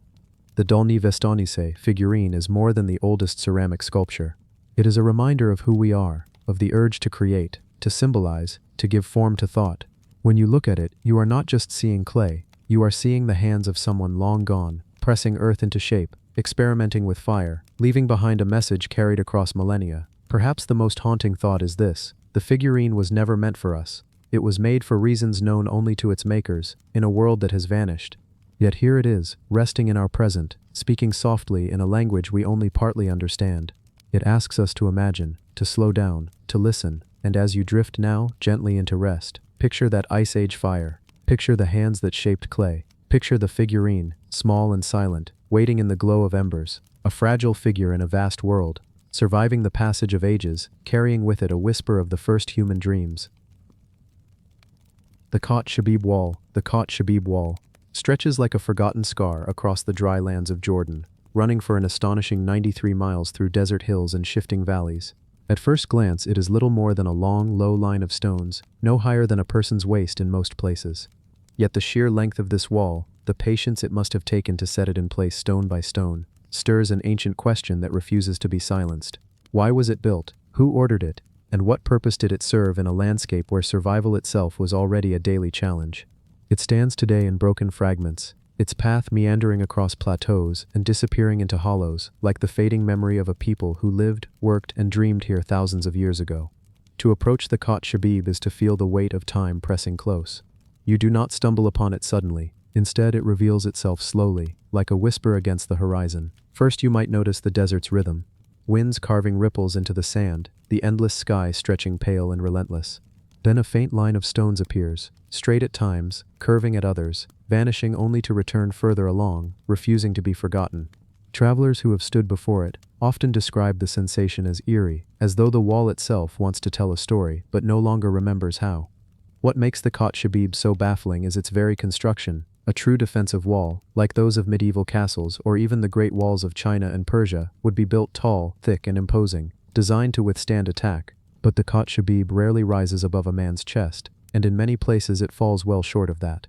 Stones piled carefully, sometimes only 2 or 3 layers high, do not suggest a structure meant to keep enemies out. It offers no real protection, armies could step over it, and even livestock could cross with ease. And yet this wall required enormous effort. 93 miles of stone carried, placed, and aligned by hands that labored beneath the desert sun.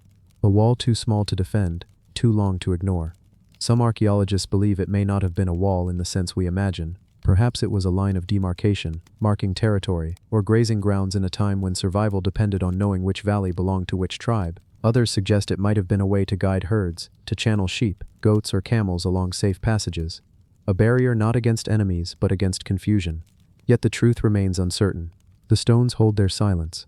Walking along the Khat Shabib, one might notice small enclosures scattered nearby. Rectangular stone pens, circular huts, or collapsed shelters. Reminders that people once lived and watched over this wall. Perhaps families camped here tending flocks, building fires at night against the desert chill. The stars would have looked much the same then as now, cold pinpricks in the endless dark, shimmering above the curve of the earth. The wall might have been less about defense and more about presence, a reminder that we were here, a visible scar across the landscape proclaiming ownership, memory, or simply the will to endure. There is an older whisper of possibility that the Khat Shabib is not one wall but many walls built at different times, each new generation adding, extending, repairing, or shifting its path. Over centuries, the stones might have been moved, reused, or pulled down, the wall evolving like a living thing. To walk its length is to travel not through one age, but through layers of ages, stacked invisibly upon one another, until the origins blur into myth. Legends among locals tell of jinn, spirits of the desert, who raised the wall in a single night. They say the wall was built not by men, but by unseen hands, stretching farther than any ordinary laborer could imagine. Such stories are not surprising. When the mind cannot explain, it creates, filling silence with myth, and the desert, endless, timeless, is the perfect cradle for such tales. Scholars attempting to date the wall find themselves caught in a puzzle. Pottery shards from nearby camps suggest usage from the Nabatean period, the time of Petra's rose-red temples, though others push its origins much earlier, perhaps to the Iron Age or beyond. Some argue it is as old as 500 years before Christ. Others claim it is less than 1,500 years old. It shifts depending on the evidence unearthed, but the wall itself never yields an answer. It simply continues, stone after stone, mile after mile, across terrain that should have made such persistence impossible. Imagine the hands that laid those stones, calloused, rough, worn from labor. Imagine the voices that carried across the desert as men and women passed stones from one to another, the rhythm of work marking the passing of long days. In the heat of noon, when the air shimmered like molten glass, the work must have slowed, the stones scorching to the touch. At night, when the desert cooled, fires would have been lit, songs perhaps sung, stories whispered of why this wall mattered, why it had to be built at all. That sense of purpose has been lost to us, but it must have been clear to them. The length of the Khat Shabib also suggests something else: coordination. No single household, no small tribe, could have achieved such scale alone. It required many hands, many lives, working together toward a shared vision. Whether it was to claim the land, to guide herds, or to divide worlds both seen and unseen, the wall stands as testimony to human cooperation, to endurance, even when the goal itself may have been fragile or fleeting. As centuries passed, the desert reclaimed it. Winds carried sand against the stones, collapsing portions, burying others. Rainfall, rare but sudden, eroded edges and scattered fragments. Yet enough remains that its line is unmistakable, a ribbon etched across the earth, as though the land itself carries a scar from an ancient wound. Pilots flying overhead in the 20th century were among the first outsiders to notice its astonishing length from above. To them it appeared like a pencil line drawn against the desert canvas, deliberate and uncanny. What had seemed ordinary on the ground revealed its full scale only from the sky. The Khat Shabib today does not roar with power like the pyramids, or dazzle with artistry like Petra. Instead it hums quietly, persistently, with the sound of something older, something that matters in ways we cannot quite grasp. Archaeologists continue to study it, to map it, to test the soils and stones, hoping that someday the wall will confess its story. But perhaps its silence is its greatest power. Because in silence, the imagination blooms. Standing before it, one can wonder if the wall was ever meant to defend or divide. Perhaps it was not about protection or practicality at all. Perhaps it was a line drawn for reasons spiritual, a way to anchor human existence against the vast and shifting sands. A declaration carved into earth. We were here, we built, we believed, and so the Khat Shabib remains. 93 miles of questions winding across Jordan's desert, whispering to the winds that sweep endlessly across its stones. Those who walk beside it today find themselves drawn into a slow rhythm, step after step, stone after stone, as though time itself stretches longer there, matching the patience of those ancient builders. To linger in its presence is to feel small, yes, but also connected to hands that worked long ago, to voices lost, to a mystery that still refuses to give up its name. And perhaps that is enough. Perhaps the Khat Shabib was never meant to be explained. Perhaps its purpose lies not in what it once did, but in what it still does. It reminds us of the persistence of memory, the fragility of certainty, and the haunting beauty of the unknown. The Atlantean statues of Tula. The highland winds of central Mexico carry with them the voices of ancient centuries, rustling across dry plains, threading through cactus spines, and brushing along weathered stone that has stood longer than the memory of any single people. At the heart of this rugged land, in the ruins of what was once the great Toltec capital of Tula, stand figures carved in a style unlike anything else in Mesoamerica. They are called the Atlantean statues, towering stone warriors, stiff and silent, gazing outward as if searching the skies for signs of a world beyond their own. Each statue rises nearly 15 feet tall, chiseled from blocks of volcanic stone. Their arms, thick and square, rest against their sides, gripping what appear to be stylized weapons. Their torsos are adorned with carved chest plates and belts, decorated with feathered and geometric designs. Their faces, impassive and stern, wear the unmistakable headdress of the Toltec warrior elite, crested with feathers and fronted with glyph-like symbols that still evade our complete understanding.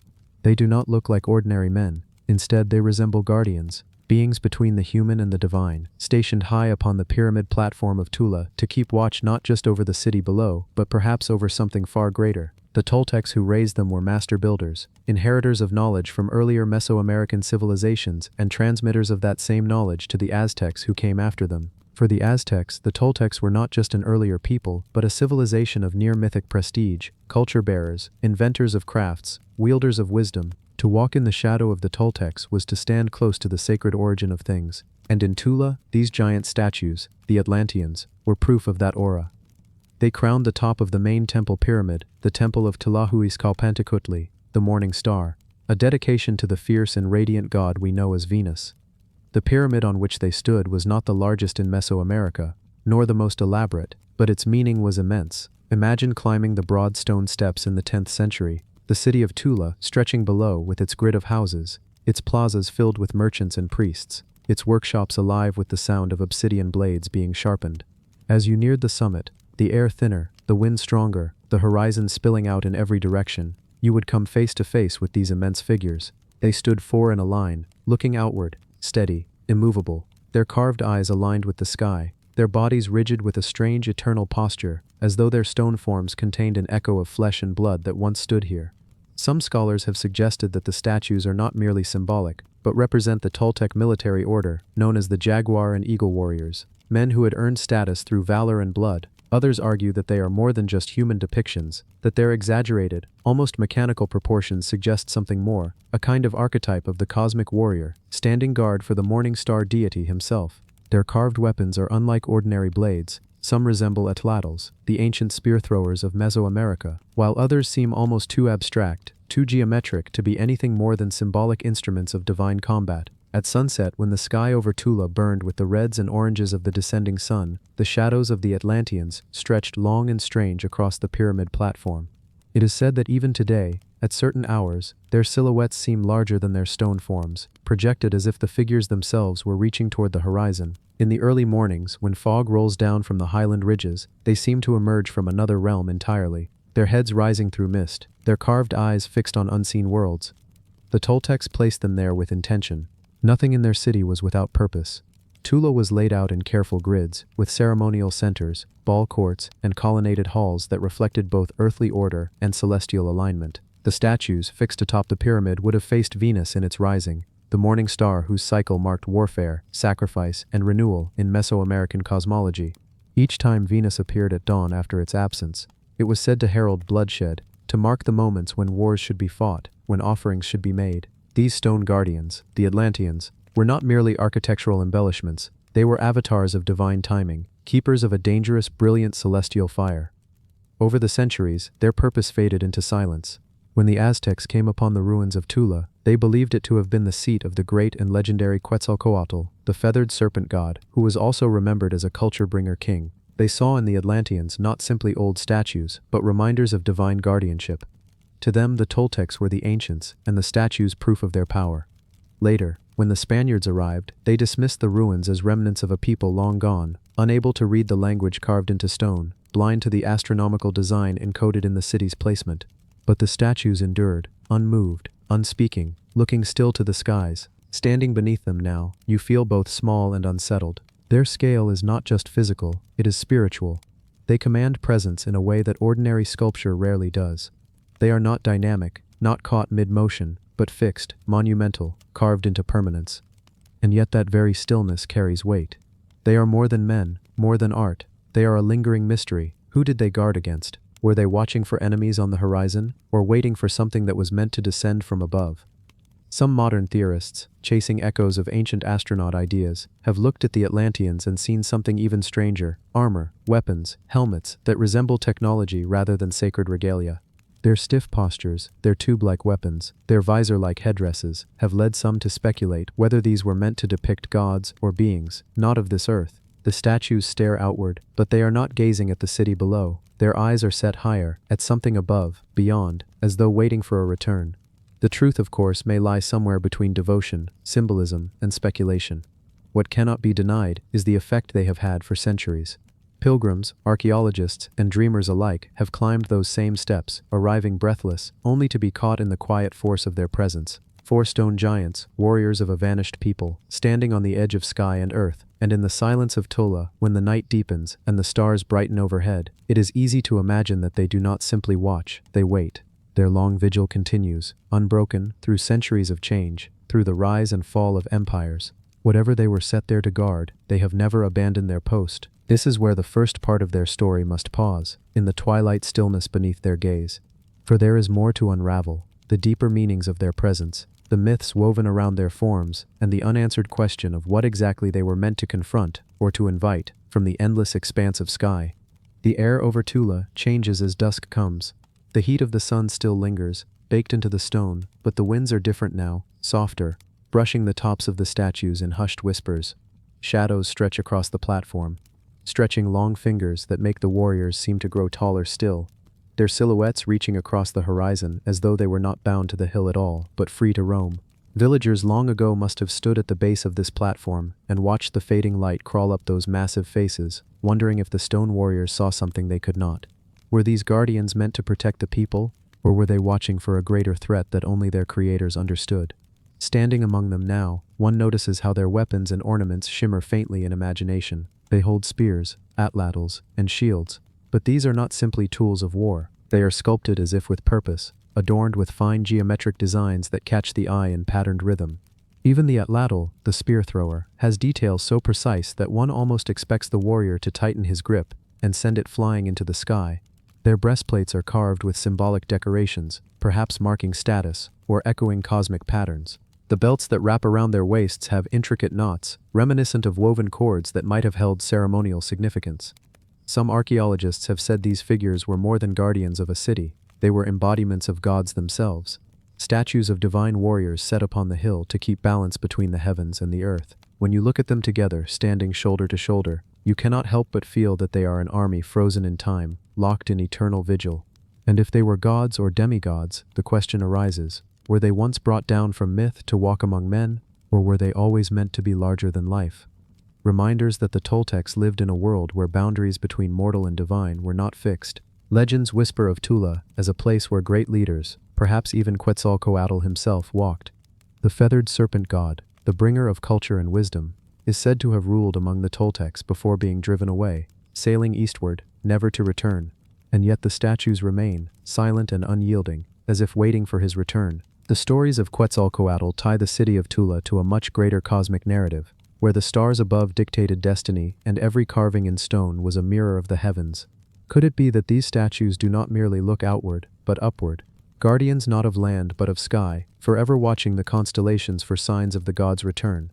The people who lived below them would have seen the statues as a reminder of discipline, strength, and the weight of protection. Imagine walking into the plaza for a festival, seeing firelight flicker against those massive carved helmets, the smoke of offerings curling upward until it mingled with the shadows that clung to their faces. The warriors would not move, but their presence would press upon you, reminding you that you lived under their gaze. Rituals performed below would have felt amplified by their towering watch, as though the gods themselves had gathered to witness the offerings. Night in Tula transforms them yet again. Under the stars, their features blur into something more immense, their profiles aligning with constellations that stretched above the desert sky.